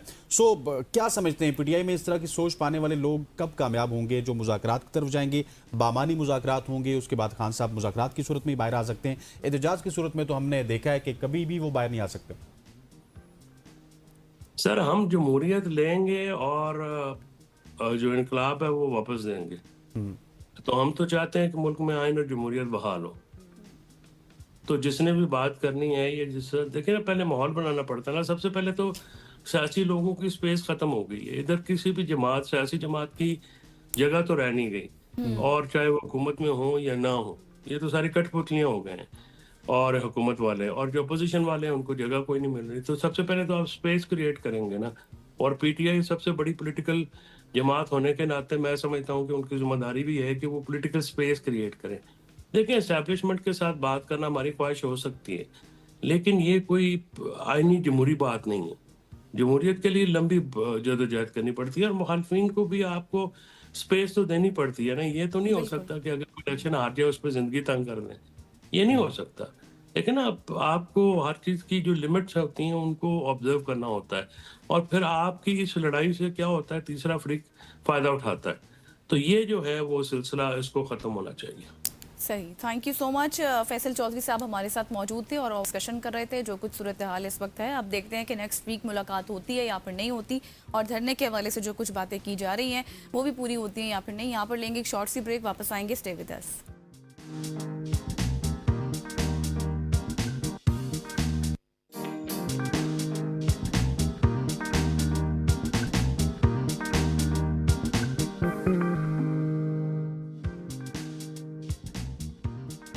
वेलकम बैक ख़वातीन वज़ात। अब हम एक ऐसे टॉपिक की बात करेंगे जो कि हमारे मुआशरे में भी अब क्या कहते होते हैं, आपको हर दूसरे घर में या तीसरे घर में ये मसला नज़र आता है, जहाँ पे रिश्ते टूटते हुए नज़र आते हैं, मामलात तलाक की तरफ जाते हुए हमें नज़र आते हैं, मामलात खुला की तरफ हमें नज़र आते हैं जाते हुए। हालांकि आज से अगर 20-25 साल पहले की बात की जाए तो हमारा जो फैमिली सिस्टम है, इसको पूरी दुनिया में प्रेज़ किया जाता था कि पाकिस्तान का या फिर पूरे साउथ एशिया की बात की जाए तो यहाँ पे जो फैमिली सिस्टम है डैट इज़ वेरी गुड। लेकिन अब वो फैमिली सिस्टम टूटता हुआ नज़र आ रहा है, हम वन फैमिली से भी निकलते हुए नज़र आ रहे हैं, और यही वजह है कि उसमें तलाक और खुला की जो हमें केसेस हैं वो ज़्यादा होते हुए नजर आ रहे हैं। बिल्कुल आप सही कह रहे हैं, और आज हम जानने की भी यही कोशिश करेंगे कि ये प्रॉब्लम्स किसके एंड से आ रही हैं। क्या दोनों इसमें इन्वॉल्व हैं, हस्बैंड वाइफ दोनों, या फिर कोई घर इन्वॉल्व है, घर की जो एक्सपेक्टेशंस होती हैं जैसे मीट नहीं होती वो। तो इसी सब पर बात करने के लिए हमें ज्वाइन कर चुकी हैं रिलेशनशिप कोच हैं आप, Mrs Khan. Thank you so much madam for your time. सबसे यही बताइएगा कि जिस तरह से हम देख रहे हैं ये तलाक की शरएं आजकल बढ़ती जा रही हैं, क्या वजह है? क्या आपके ओपिनियन में, आपकी रिसर्च में आपने क्या चीज़ ज़्यादा देखी है? क्या सोशल मीडिया का इन्फ्लुएंस आप ज़्यादा देख रही हैं? एक्सपेक्टेशंस जो है लोगों की वो मीट नहीं हो रही, वो ज़्यादा देख रही हैं? कुछ फाइनेंशियल प्रॉब्लम्स हैं, क्या वजह है?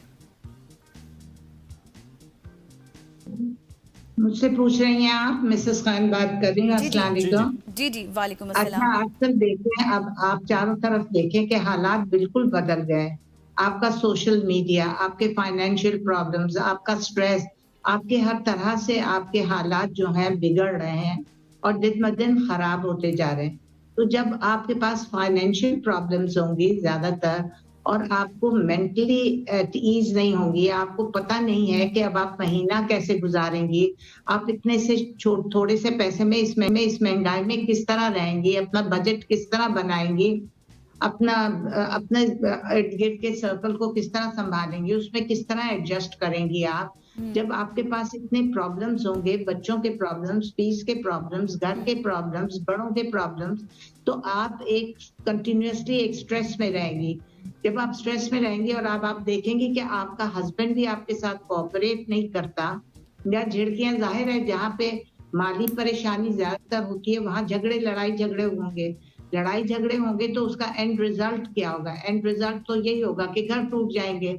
लेकिन अगर औरत भी कमा रही हो, औरत भी सेंसिबल हो, दोनों मिलकर अगर कमा रहे हों, दोनों मिलकर अगर सोच विचार करके अपने घर को देख रहे हो, अपना बजट बना रहे हो, अपने घर के सारे हालात देखकर उसके उसके मुताबिक बच्चों को लेकर चल रहे हो, बच्चे ना आपके स्पॉइल्ड हो। देखें, अगर बच्चे आपके फजूल खर्च होंगे, अगर आप उनको चेक एंड बैलेंस नहीं रखेंगे वहां पर भी, तो आपका हर हाल में बजट भी आउट होगा, बच्चे भी बिगड़ेंगे, बच्चे अगर सही होंगे तो आपका घर भी सही चलता रहेगा। बच्चे अगर आउट ऑफ कंट्रोल हो जाएंगे, माँ बाप की नहीं सुनेंगे, जो आजकल नहीं सुन रहे, आप देख रहे हैं टीवी शीवी और अपने हाथ में हर वक्त मोबाइल होगा और नहीं सुनेंगे तो वो भी एक घर में chaos ही पैदा होगा, घर में लड़ाई झगड़े होंगे। उसका एंड रिजल्ट क्या होगा कि घर टूटेंगे, माँ बाप अपनी शिकायत करेंगे, मारधाड़ होगी। तो ये बातें हैं जो कि आपकी जिंदगी पर असर करती हैं। ये बातें हैं कि बाप आएगा शाम को, उससे शिकायतें आप करने लग जाएंगी। वो तो आएगा थका हारा, उसको बजाय इसके कंफर्ट देने के हम उसको नेगेटिव चीजें बता रहे हैं। वो बेचारा फेडअप होके वो सीधा दफ्तर से उठेगा, वो दोस्तों में चला जाएगा, वो घर को अटेंड ही नहीं करेगा। उधर जाओ तो उधर वावेला पे होगा, उधर वावेला होगा, तो वो सोचता है कि वो स्किप करता है घर को। उससे और एग्रीवेट होती है सिचुएशन, और एग्रीवेट होते हैं घर के हालात। बीवी कहती है ये क्या, मैं इस तरह रहूं, मैं भी कमा के आ रही हूँ, ये मियाँ भी मुझे आकर नहीं देखता, तो वो फिर नेगेटिव हो जाती है। उसके दिमाग फिर जब औरत का दिमाग चल जाता है ना कि मैंने उसको छोड़ना है, या इससे तलाक लेनी है, या मैंने घर में इसको आने नहीं देना, या मैंने घर से चले जाना है बच्चों को लेकर, या व्हाटएवर, वो भी एक बहुत बड़ी रीजन हो जाती है कि तलाक की। तो तलाकें इससे भी ज्यादा हो रही है कि औरत में भी पेशेंस नहीं रहा। हमारी माए तो हमें बताती थी, बेटा जिस तरह के हालात हो, now since you are married तो आपको तो अब गुजारा करना ही है। पहले तो दिमागों में ये होता था, लेकिन अब माए ही फर्स्ट डे से कहती हैं अगर तुम्हारी ना बने तो बेटा आ जाना। उसके रेपरकशंस तो देखो, अगर वो घर पे आ जाएगी, क्या भाभी रखेंगी उसको इतने दिन? क्या भाई उसको इतना सपोर्ट करेंगे? क्या उसको अलग से ड्राइंग रूम वगैरह और सारी चीजें, उसको जैसे अपने बच्चे हैं घर में फ्रिज खोलते हैं, जो कुछ मर्जी खाएं, जो कुछ मर्जी करें, क्या वो उनको इतनी आजादी दूसरे घर में मिल सकती है? भाई भाभीयों के घर में? मिसेस खान, मुझे ये भी बताइएगा कि मैं इसी टॉपिक की तरफ आ रहा था कि it's now not a 2 way traffic, it's a 3 way traffic. कि जो बेटी है वो अगर अपनी माँ से लाइन ले रही है तो उसको वो लाइन भी नहीं देती, उसकी माँ को भी समझदारी करनी है, बेटी को अपनी जगह पे समझदारी करनी है, और फिर बेटी जिस घर में है वहाँ पे भी उनको भी समझदारी करनी है, और उनको भी जो नए ज़माने के रूल्स एंड रेगुलेशंस हैं उनके मुताबिक भी अपने आप को डालना है। ये नहीं कि वो जिस तरह आप पुराने वक्त की बात कर रही थी कि हमारे वक्तों में ये होता था, हमारे वक्तों में ये होता था, अब थोड़ा सा जिद्दत भी आ चुकी है और इन तीनों पहियों को मिलकर चलना होगा। मैं समझता हूँ कि ये 3 बड़े इंपॉर्टेंट फेजेस हैं, अगर ये 3 ठीक हो जाएंगे तो फिर शायद तलाक की शरह, खुला, इन मसाइल का हल हो सकता है। देखिए, तलाक की शरह तो बढ़ती जाएगी क्योंकि लड़कियों के अब एक्सपेक्टेशंस बहुत हाई हैं। वो तो सोचते हैं कि हम जिस घर में जाएंगे उधर हमारी डोमिनेशन होगी from day one. This is in their minds, you know, this is what they see, what in the small gadget जो उनके पास हर वक्त है। तो वो तो यही सोचती हैं कि हमारी डोमिनेशन होगी, हम जो चाहेंगे करेंगे, मियाँ हमारे हाथों में होगा।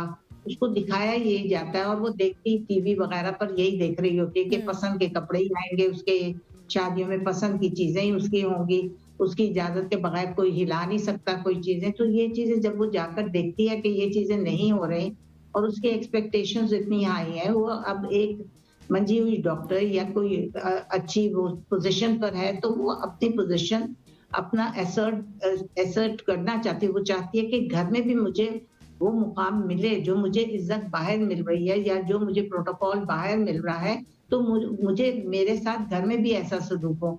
अगर ऐसा सलूक नहीं होगा, अगर उसकी इज्जत नहीं की जाएगी, अगर लड़की को उस निगाह से नहीं देखा जाएगा कि अब ये पढ़ी लिखी लड़की हम लाए हैं, let's give her some space, उससे हमें अच्छी बात करनी चाहिए। We should not push her कि जाओ तुम खाना पकाओ ये वो। she can earn, she is earning and she can keep a servant. वो भी सोचे कि मैं एक सर्वेंट रख दूं ताकि इनके पर भी बर्डन ना पड़े। जब मैं आऊं तो everything should be ready, spick and span होनी चाहिए, everything should be ready on the table and she need not rush for things. जैसे आती हैं औरतें तो फटाफट इधर फेंका बैग और ये किया और वो किया और चली गई भागने। वो जमाने नहीं रहे। अब जमाने ये है कि वो आए तो सब चीजें रेडी हों और and it should be like this. If she is working, if she is a working woman, everything should be provided for her कि उसके लिए एक नौकर वोकर हो, उसको वो लाकर चाय वाय दे, उसके लिए वो भी थकी आ रही है तो उसको वही प्रोटोकॉल मिलना चाहिए जो कि एक हस्बैंड को मिलता है। सो इस तरह जो है अगर रल मिलकर चलते हैं और देखते हैं कि बीवी या बेटी या बहू आई है, उसको भी हम रिस्पॉन्सिबल समझें कि इसकी हम बिल्कुल मिसेस खान, आप बिल्कुल ये दुरुस्त फरमा रही हैं, आपने बजा फरमाया। लेकिन अगर हम इस चीज़ का कंपैरिजन करें गांव वाले एरियाज के साथ या फिर गांव से, तो उसमें अभी भी ये रेशो थोड़ी सी कम नजर आती है। आप समझती हैं, जिस तरह अभी हमने शहरों की बात की, मोबाइल्स आ गए हैं, एक्सपेक्टेशंस, फिर आपने जॉब के हवाले से भी बात की, फिर फाइनेंशियल इश्यूज भी होते हैं, बट गांव में ये चीज़ है कि वहाँ पर लड़कियाँ बर्दाश्त करती हैं, सहती हैं, घर चलाती हैं। आपको लगता है कि ये लैक ऑफ अवेयरनेस है, लैक ऑफ एजुकेशन देयर? हाँ, गांव देहातों में तो अभी भी यही है कि औरत कमा के लाएगी और मियाँ बैठा हुआ जुआ खेलेगा। औरत कमा कर लाएगी, वो बैठा अपना मजे में दोस्तों में चला जाएगा और उसकी कमाई को उड़ाएगा और उसके हाथों से पैसे छीन कर ले जाएगा। वो रोती धोती रह जाएगी। वो क्या करेगी? वो कहेगी मैं तो वापस घर नहीं जा सकती, उधर गुर्बत है, उधर माँ कैसे उसको रखेगी? वो उधर तो वो लोग नहीं अफोर्ड कर सकते कि बच्चे और वो बेटी घर में आ जाए। यही सोच कर वो उसी घर में तड़पती रहती है, मरती रहती है, खपती रहती है, कमाती रहती है। उसका शौहर उसको टॉर्चर करता रहता है। उसको पता है कि ये she will not go away from the house, she will live in this house. और ये चीज सोचते हुए उसके ऊपर ज्यादतियां घर में होती हैं। सास ससुर भी उसका साथ इतना नहीं देते। कुछ मुंह से दो अल्फाज बोल दिए तो बोल दिए, वरना वो भी नहीं बोलते, वो भी सख्तियां कर रहे होते हैं। उनको भी रोटियां बनाकर दे रही होती है, काम से आती है तो बच्चों को भी देख रही होती है और सारा वक्त मियाँ का इंतजार करती है। मियाँ को आ जाए मियाँ, और अगर उससे कोई गलत बात आते ही वो कर दे कि तुम देर से क्यों आई है, तुमने ये पैसा कहाँ बर्बाद किया, ये इतना पैसा तुम्हारे पास था वो कहाँ है, मुझे दो, मुझे खर्चा चाहिए, मुझे फीस देनी है, वो ये भी कह दे तो वो जूते खाती है बेचारी। गाँव देहात अवेयरनेस है ही नहीं, उनको अपने राइट्स का पता नहीं, they are not educated, they don't know कि अब हम करें तो क्या करें। वो बेचारी पिसती रहती है। और देखें तो वो अभी 30-35 साल की होती है तो लगती है 50-55 साल की, बिकॉज उसके ऊपर इतना जुल्म हो रहा होता है। वो कमा के भी रह रही है, घर में काम भी कर रही है, बच्चे भी देख रही है, लेकिन उसकी कोई वैल्यू नहीं, उसको कोई सराहता नहीं। दो बोल अच्छे ही नहीं बोलता कोई, दो बोल सास ससुर भी अगर अप्रिशिएट कर दे या उसके एफर्ट्स को कोई अप्रिशिएट कर दे, चलो मियाँ अगर बेड़ा गर्क उसका पैसा भी जाया कर रहा है लेकिन उसे प्यार से भी बोल देगा ना, उसे प्यार भी देगा तो उसका दिल बहुत बड़ा हो जाएगा। मेरा ख्याल वो दुगना काम करेगी, उसमें दुगनी एनर्जी आ जाएगी। लेकिन अगर उसको लान तान करेगा तो वो डिप्रेशन में चली जाएगा और इसी तरह वो अपनी जिंदगी बर्बाद करती रहेगी। साथ में बच्चे भी होते रहेंगे, साथ में वो। अच्छा मिसेस खान, मुझे ये बताइएगा कि आपका जवाब बड़ा इंटरेस्टिंग था। गांव में हम सब जानते हैं शायद जुल्म भी ज़्यादा होगा, अवेयरनेस भी कम है, लेकिन वहाँ पे तलाक की रेशो उस तरह नहीं है। शहर की बात की जाए तो शायद उस तरह से जुल्म भी नहीं होता, अवेयरनेस बहुत ज़्यादा है, आसानियाँ हैं, काफ़ी चीज़ें यहाँ पे बेहतर हैं, लेकिन तलाक की रेशो ज़्यादा है। सो ये वजूहात क्या हैं फिर? एक तो आपकी आवाज भी नहीं आ रही। अच्छा, यहाँ पे रेशो बहुत ज्यादा हो गया है आपने देखा शहरों में कि लड़कियों में पेशेंस नहीं रहा, टॉलरेंस जी। नहीं रही। उनके पहले से ही बहुत हाई होप्स होती हैं, बहुत वो अपने आप को समझती हैं कि पता नहीं शादी होगी तो क्या होगा, क्या नहीं। जब वो देखती हैं कि शौहर तो पहले इतना अच्छा था, शौहर तो पहले इतनी ऊँची-ऊँची बातें करता था, मुझे इतना सराहता था, मुझसे इतना प्यार करता था, उसका तो लहज़ा ही इतना डिफरेंट होता था। अब शादी हो गई तो असल हकीकत निकलती है शादी के बाद। बिल्कुल। जब वो असल में देखती है कि ये तो इतना गुस्से वाला है, ये तो मेरी एक बात भी नहीं सुनता, शादी से तो पहले मेरी एक आवाज़ पे वो खड़ा हो जाता था और मेरी हर बात मानता था और मेरी हर फरमाइश पूरी करता था। तो शादी से पहले की बातें थी ना, अब आप रियलिटी में आ गए। अब आपको उसकी पॉकेट का भी पता है, उस वक़्त तो आप चंद लम्हे उसके साथ खाना पीना किया या शॉपिंग-वॉपिंग की और आप आ गए। जब असल लाइफ में आते हैं, जब असल घर गृहस्थी चलानी होती है, तो आप सोचती हैं कि आपको तो एक पॉकेट मनी दी जा रही है और एक पैसा दिया जा रहा है और उसी में आपको पूरा महीना चलाना और उसी में सब कुछ करना है। वो चीज़ें, वो ऐशो-इशरत जो वो दिखाता था या आपके ऊपर खर्चता था, वो तो कुछ भी नहीं है। जब वो देखती है यहाँ पर तो सारा ही उलट जा रहा है, तो वो बड़ा परेशान होती है। कुछ अरसा तो गुज़ारा करने की कोशिश करती है, लेकिन when she is unable to manage, ये सारा कुछ नहीं कर सकती, तो वो अल्टीमेटली क्या होता है, उधर डिवोर्स हो जाती है। फौरन डिवोर्स लेकर वो चली जाती है, क्योंकि she is aware of everything, she is an earning woman, she says why should I get into this, but does daily. तो वो क्या करती है कि वो तो तलाक ले लेती है। वो कहती है मुझे तो सुकून की लाइफ चाहिए, मैं अपना कमा रही हूँ, खा रही हूँ और इससे अच्छी लाइफ मेरी होगी। इधर तो मेरा पैसा भी लग रहा है और मुझे कुछ एप्रिसिएशन नहीं, कुछ नहीं मेरे साथ। तो वो दिस लीड्स टू डिवोर्सेस आजकल। बिल्कुल। अच्छा मिसेस खान, जिस तरह से हमने बात की है ना कि अब हमने एक-एक करके तमाम तर पॉइंट्स को डिस्कस किया है, आप क्या समझती हैं, आपके व्यू के मुताबिक कौन से ऐसे चीदा-चीदा निकात हैं या फिर कौन से ऐसे वेज हैं ये रेशियो रिड्यूस हो सकती है, आप क्या समझती हैं? दोबारा कहें, क्योंकि कौन से ऐसे पॉइंट्स हैं आप क्या समझती हैं कि इस रेशियो को अगर हम ओवरऑल देखें, जिसमें हमने फैमिली इन्वॉल्वमेंट के हवाले से बात की, फाइनेंशियल प्रेशर के हवाले से बात की, एक्सपेक्टेशंस के हवाले से बात की, अब आप क्या समझती हैं कि इस रेशियो को कम होने के लिए क्या कुछ स्टेप्स लिए जा सकते हैं, क्या कुछ लेने चाहिए?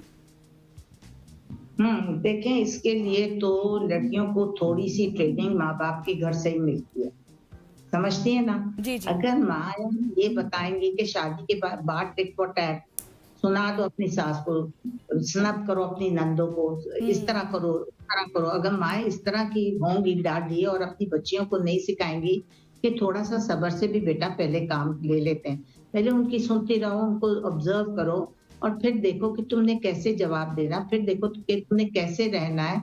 तो औरतों को भी कुछ सोचना समझना चाहिए कि उनको घर के तौर तरीके उनके सीखने चाहिए। आप अपने घर की चीजें अप्लाई नहीं कर सकते।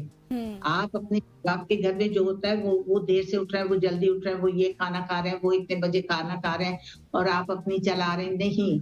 अब आपके according to their moods, according to their requirements, अब आप ये देखेंगे कि मुझे करना क्या है, कैसे करना है, इनके घर के तौर तरीके कैसे हैं। तो फिर जब आप उनके साथ कुछ अपने मिला लें, कुछ तौर तरीके आहिस्ता आहिस्ता आप अपने भी मिलाएं उनके साथ, उनके भी सीखें। उनके तो सीखने बहुत जरूरी हैं। उनके तौर तरीके खाने पकाने के बहुत डिफरेंट होते हैं, हर घर में तौर तरीके बहुत डिफरेंट होते हैं। तो आप देख वो किस तरह कर रही हैं, किस तरह धो रही हैं, किस तरह कौन सी चीज कहाँ रख रही हैं, और फिर देखती हैं बात सासें तो जो चीज जहाँ रखने की होती है वहीं रखती हैं। लेकिन आजकल के केयरलेस वुमेन लड़कियां क्या करती हैं, इधर फेंक कपड़ा, उधर यूं कर, उधर देखी फेंक, उधर ये कर, उधर वो कर, वो बिखरी हुई चीजें नहीं देख सकती। आपको अपने आप को थोड़ा सा समेटना पड़ेगा, उस घर की वैल्यूज को देखनी पड़ेंगी।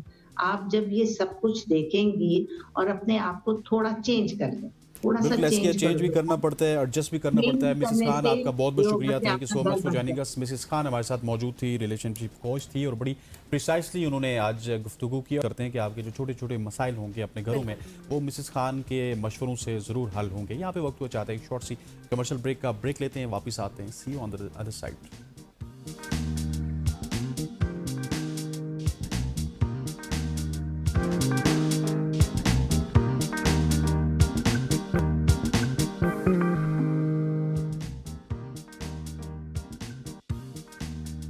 Welcome back after break. और अब एक बहुत ही मज़ेदार सा सेगमेंट है और ये हम सबसे डायरेक्टली इफ़ेक्ट भी करता है और हमें इसके बारे में जानना समझना बहुत ज़्यादा ज़रूरी है, क्योंकि मैं बात कर रही हूँ साफ दांतों के हवाले से। साफ दांत सिर्फ मुस्कुराहट को खूबसूरत नहीं बनाते, बल्कि मजमूई सेहत की बात की जाए तो वो उनकी बुनियाद भी होते हैं।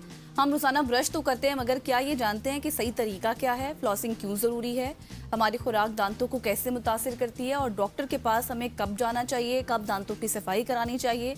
आज हम इन्हीं बुनियादी और इंतहाई अहम सवालात जो हैं, जो कि हर उम्र के लोग जानना भी चाहते हैं, पसंद भी करते हैं और बहुत से उनके कॉन्सेप्ट्स भी हैं जो इस सेगमेंट के बाद आज क्लियर हो जाएंगे। बिल्कुल ऐसी इसी पे बात करने के लिए हमारे साथ सैयदा माहिनो मौजूद हैं। Thank you so much for joining अस।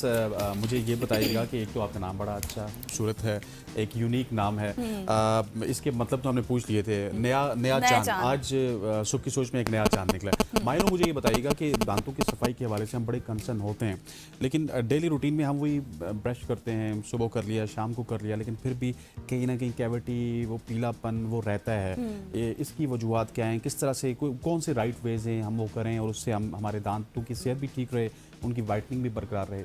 अच्छा, दांतों के लिए आपने एक तो मतलब सुबह रात को तो हम ब्रश करते हैं, ठीक है, साथ में हमें फ्लॉसिंग भी करनी चाहिए। फ्लॉसिंग के साथ साथ टंग क्लीनर से हमें अपनी टंग भी क्लीन करनी चाहिए, क्योंकि फूड पार्टिकल्स जो होते हैं, ब्रश जो होता है वो आपके जो कुछ सर्फेसेस हैं जो इंटरडेंटल एरियाज़ हैं उस तक नहीं पहुंचता, तो इस वजह से हम फिर फ्लॉस रिकमेंड करते हैं। फ्लॉस से ये होता है जो फूड पार्टिकल्स, जो खुराक के जो छोटे छोटे ज़र्रात होते हैं वो आराम से निकल जाते हैं। इस वजह से कैविटीज़ के चांसेस भी कम होते हैं और आपकी ओरल हाइजीन भी मेंटेन रहती है। फिर कुछ लोगों का ये कहना होता है कि हम ब्रश तो करते हैं, हम माउथ वॉश भी यूज़ करते हैं, लेकिन हमारा जो है बैड ब्रेथ आती है, वो इस वजह से क्योंकि वो टंग को साफ़ नहीं करते। तो वो टंग क्लीनर से आपको अपनी टंग को भी साफ़ करना पड़ता है। ये ब्रश के पीछे लगा होता है या किसी भी शॉप में आराम से आपको टंग क्लीनर के नाम से मिल जाता है। ये आपके जो फूड पार्टिकल्स है ज़बान से वो उसको स्क्रैप ऑफ करता है। सही। अच्छा, इसमें जिस तरह से अभी आपने एक्सप्लेन किया है काफ़ी अच्छा, इसमें फिर एक चीज़ ये होती है कि ब्रश की क्वालिटी भी आ जाती है ना, कि किस तरह का ब्रश लोगों को यूज़ करना चाहिए।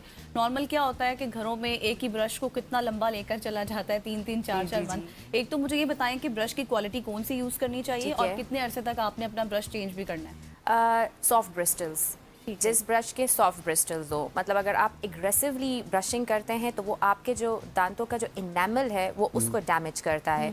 तो जो सॉफ्ट ब्रिस्टल्स वाला ब्रश होता है तो उससे आप अपना ब्रश किया करें और चेंज आफ्टर एवरी 3 मंथ्स, ठीक है, आप अपना ब्रश चेंज कर लें। और वो जो लोग हैं जिनका सालों भर चलता रहता है, हमारे यहाँ यही है कि एक दफ़ा ब्रश आ गया, वो जब तक ख़राब नहीं होता तो नया ब्रश नहीं आएगा, तो उसके नुकसान भी बताइएगा। वही मैंने आपको बोला कि अगर आप ब्रश वही एक ही लगातार यूज़ करेंगे तो गम्स भी डैमेज होंगे, आपके दांतों का जो है इनेमल भी डैमेज होगा और फिर आपको गम्स में स्वेलिंग भी होगी, ब्लीडिंग भी होगी, क्योंकि वो आपके जो ओरल म्यूकोसा है वो बहुत ज़्यादा सेंसिटिव है। तो अगर आप अपना ब्रश सही चूज़ नहीं करेंगे तो ये नुकसानात आपको होंगे। सही। अच्छा, ये जो अक्सर लोग टीथ वाइटनिंग करवाते हैं, ये सेव होती है फॉर एवरीवन जिनके सेंसिटिव टीथ भी हों उनके लिए? टीथ वाइटनिंग सेव होती है फॉर एवरीवन। जिनके सेंसिटिव टीथ होते हैं तो फिर हम उनको साथ में कुछ प्रिकॉशंस दे देते हैं, तो सेंसिटिविटी ऑलमोस्ट 4 to 5 डेज तक रहती है एंड देन ख़त्म हो जाती है। हाँ, टीथ वाइटनिंग इज़ बिल्कुल सेफ प्रोसीजर अगर आप वो डेंटिस्ट से करवाएं। अच्छा। ये नहीं कि आप बाहर से जो स्ट्रिप्स मिलती हैं और उससे करवाएं हैं, किड्स नो, आपने अपने डेंटिस्ट से ही टीथ वाइटनिंग करानी है। एंड अगर आपको आपका डेंटिस्ट रिकमेंड करता है तो, क्योंकि कुछ दांत ऐसे होते हैं जिस पे टीथ वाइटनिंग नहीं होती, तो उस पर फिर हम रिकमेंड करते हैं कि विनियर्स करा लें या क्राउन्स करा लें अगर कोई बहुत ही कॉन्शियस हो तो। अच्छा, is there is any difference between whitening and scaling? Yes, scaling जो है, स्केलिंग एंड पॉलिशिंग, स्केलिंग जो है वो दांतों को आपकी सफाई करती है। जैसे आपके दांतों में टाटर लग जाता है, कैलकुलस होता है, तो उसको हम साफ़ करते हैं, ठीक है। और जो टीथ वाइटनिंग है वो ये है कि आपके दांतों का कलर अगर थोड़ा सा येलो है या मतलब आपको नहीं पसंद and you want a white bright teeth and आप कॉन्फिडेंटली स्माइल करना चाहते हैं, तो उसके लिए फिर हम टीथ वाइटनिंग करते हैं। और वो कितना टाइम चल जाती है whitening? For smokers 6 months and for non smoker 1 साल। अच्छा, और ये जब आप टीथ वाइटनिंग करते हैं उसका प्रोसेस, तो उसके बाद किस तरह की प्रिकॉशंस आप पेशेंट को बताते हैं? कौन से ऐसे फूड्स हैं या फिर ड्रिंक है जिससे आप avoid almost for 3 to 4 days हम उनको कहते हैं कि कलर्ड बेवरेजेस जो हैं उनको अवॉइड करें, कलर डेंटल हाइजीन प्रोडक्ट्स जो हैं उनको अवॉइड करें, जो स्मोकिंग करते हैं तो एटलीस्ट 3 days तक तो स्मोकिंग ना करें। अच्छा। तो ये ऐसे ही, और अगर थोड़ा सा कोई डिस्कम्फर्ट होता है कुछ तो फिर हम उनसे सलाइन रिंजेस का कहते हैं कि पानी में थोड़ा सा नमक ऐड करें एंड उससे रिंस करें तो इट विल बी फाइन। तो ये छोटे मोटे प्रिकॉशंस होते हैं हम अपने पेशेंट्स को देते हैं। अच्छा माहिनो, मुझे ये भी बताइएगा कि आपकी जो डाइट है वो किस हद तक आपके दांतों की सेहत को मुतासिर करती है, और हमें किस तरह से पता चल सकता है कि कौन सी डाइट हमें ज़्यादा नहीं लेनी चाहिए फॉर आवर? मैं तो कहूँगी कि जो हम ये फिज़ी ड्रिंक्स लेते हैं ये तो हमें अवॉइड करना चाहिए, क्योंकि इससे हमारे दांत इफ़ेक्ट होते हैं, कैविटीज़ भी होती हैं, क्योंकि उसमें काफ़ी मतलब चीज़ें होती हैं जो आपके दांतों की सेहत को नुकसान देती है। तो फिज़ी ड्रिंक्स अवॉइड करना चाहिए। बाकी आप खाएं, सब कुछ खाएं, लेकिन ब्रश करें। बेशक आप चॉकलेट्स खाएं, आप कॉफ़ी पिएं, इवन अगर आप फिज़ी ड्रिंक्स भी लेते हैं तो एटलीस्ट अगर आपके पास ब्रश करने का टाइम नहीं है, आप कोई ऐसी जगह में हैं, तो आप जस्ट अपना रिंस कर लें, लेकिन ये ज़रूरी है। मतलब twice a day brush is important. आप खाएं, सब कुछ खाएं, लेकिन एक तरीके से खाएं, प्लान करके खाएं, लेकिन ब्रशिंग इज़ वेरी इंपॉर्टेंट। सही। और ये जो कॉफ़ी और चाय के आदी और बहुत ज़्यादा लोग होते हैं दिन में, मतलब आप ये कहें कि सिगरेट भी घंटे ऐड कर में लें, चाय। 3 चीज़ें तो बहुत ज़्यादा है। तो इनके लिए फिर क्या है? इनके बाद भी आपने अपना माउथ वॉश करना है लाजमी? जी, क्योंकि कॉफ़ी और चाय से जो है आपके दांतों पे स्टेनिंग होती है। अच्छा जी, तो उनके लिए तो मैं, और स्मोकर्स उनको भी मैं यही कहूँगी कि जो कॉफ़ी लवर्स हैं, चाय लवर्स हैं एंड स्मोकर्स हैं, तो उनको मैं यही बोलूँगी कि आप दिन में 2 दफ़ा प्लीज़ ज़रूर ब्रश किया करें। क्योंकि इनको फिर स्टेनिंग होती है, एंड देन वो स्टेनिंग जो है वो ब्रश से नहीं जाती, फिर उसके लिए आपको स्केलिंग ही करानी पड़ती है। ठीक हो गया। और अगर लेट सपोज एक शख्स है जो बहुत ज़्यादा कॉफ़ी पीता है, चाय पीता है या फिर सिगरेट पीता है, वो 2 से ज़्यादा दफ़ा भी कर सकते हैं, या उससे ज़्यादा करना है तो फिर सेहत मुतासिर हो सकती है आपके दांतों की? नहीं, आप दिन में 2 दफ़ा ब्रश करें, कोई मसला नहीं है, लेकिन अगर कोई 3 दफ़ा करना चाहता है तो it's bonus point. It's okay. अच्छा, अक्सर हमने बात सुनी है ये इलेक्ट्रिक टूथब्रश के हवाले से, वो सेफ रहता है? आप उसको रिकमेंड करती हैं? जी, हमें रिकमेंड करते हैं, वो सेफ होता है। सही। अच्छा। यस। और उसमें और दूसरे में कोई डिफरेंस होता है, या मतलब सफाई में जिस तरह वो दूसरा? ज़्यादा अच्छी तरह, वो जो इलेक्ट्रिक जो नॉर्मल है वो मैनुअली हमारे कंट्रोल में होता है, जो इलेक्ट्रिक है वो भी कंट्रोल में होता है, एंड दोनों ही सेफ हैं, मतलब कोई मसला नहीं है, कोई इशू नहीं है आपके। अगर आपको ब्रश यूज़ करना आता है तो इट्स ठीक हो गया। और स्टार्ट में जी आप कुछ पूछिए। ये जो बच्चे, मैं बच्चों के हवाले से स्पेशली पूछना चाह रही थी, कुछ बच्चे होते हैं छोटी एज में बहुत ज़्यादा चीनी का इस्तेमाल ज़्यादा करते हैं, दांतों में उनके कीड़ा लग जाना, और फिर वो दांत वैसे साफ़ नहीं होते उनके हवाले से किस तरह से ट्रीटमेंट होना चाहिए? माँ को किस तरह की एहतियात करनी चाहिए? क्या चीनी मीठा उनको कम देना चाहिए? बच्चों को तो चीनी और मीठा कम देना चाहिए, लेकिन अब फॉर एग्जांपल एक बच्चा है उसके दांत नहीं आए, तो उन माओं को मैं ये कहूँगी कि आप अपनी उंगली पे मतलब कोई मतलब ब्रश मिलते हैं बच्चों के, अच्छा। वो मतलब प्लास्टिक के होते हैं, बहुत सॉफ्ट होते हैं, वो लगाएं और अच्छी तरह से आप उसको उनकी ओरल कैविटी को क्लीन किया करें। तो इस तरह बच्चे को आदत भी डल जाती है। तो अगर वो चीनी या चॉकलेट खाता है और वो मना नहीं होता, तो उसमें वो ब्रश की आदत होती है, जिससे फिर ये कैविटीज़ लगने का ख़तरा बहुत कम हो जाता है। ठीक हो गया। आपने स्टार्ट में फ्लॉसिंग की बात की थी, वो कितना लाजमी है? फ्लॉसिंग बहुत इंपॉर्टेंट है, क्योंकि मैंने बताया कि ब्रश जो है आपके इंटरडेंटल एरियाज़ को नहीं पहुंचता। इंटरडेंटल एरियाज़ मीन्स जो ये आपके दांतों के बीच में लाइंस हैं, ठीक है, तो इस तक नहीं पहुंचता। तो फिर जब हम फूड पार्टिकल्स जो उसमें रह जाते हैं तो वो फ्लॉस से ही निकलते हैं। अगर वो आप फ्लॉसिंग नहीं करेंगे तो देन वो फिर डेफिनेटली टाइमली वो कैविटीज़ में बदलेंगी, क्योंकि वो फूड पार्टिकल्स रह जाते हैं। और वो फूड पार्टिकल्स रहने से ये भी होता है कि आपका कैलकुलस भी बिल्डअप होता है। अगर आप सही ब्रश नहीं करते तो आपने फ्लॉस बिल्कुल ऐसे यूज़ करना है जैसे आप दिन में 2 दफ़ा ब्रश करेंगे। लास्टली मुझे ये भी माहिनो बताइएगा कि एक इंसान नॉर्मल है जिसके दांतों में कोई मसला नहीं है, कोई तो ऐसा होगा जिसके दांतों में कोई प्रॉब्लम ऐसा नहीं है, होगी, यस बिल्कुल। तो उसको भी कितने अरसे बाद डॉक्टर से चेकअप के लिए जाना चाहिए? After every 6 months. सही। या अगर 6 मंथ्स नहीं तो एटलीस्ट वंस अ ईयर आपको मस्ट डेंटिस्ट के पास विजिट करना चाहिए। ठीक हो गया Mahino, thank you so much for joining us. Saeeda Mahino हमारे साथ मौजूद थी, जो कि दांतों की सेहत के हवाले से बात कर रही थी, और डेट इज़ वेरी इंपॉर्टेंट। आज आपने उनको सुन भी लिया, और हम उम्मीद करते हैं कि उनकी बातों पे आप ज़रूर अमल करेंगे। ख़वातीन उज़ात, आज की सुबह से इतना ही। मुझे गज़ल अशरफ को और हमारी पूरी प्रोडक्शन टीम को इजाज़त दीजिए। कल तक के लिए, कल इंशाल्लाह फिर मुलाकात होगी, तब तक के लिए अल्लाह हाफ़िज़।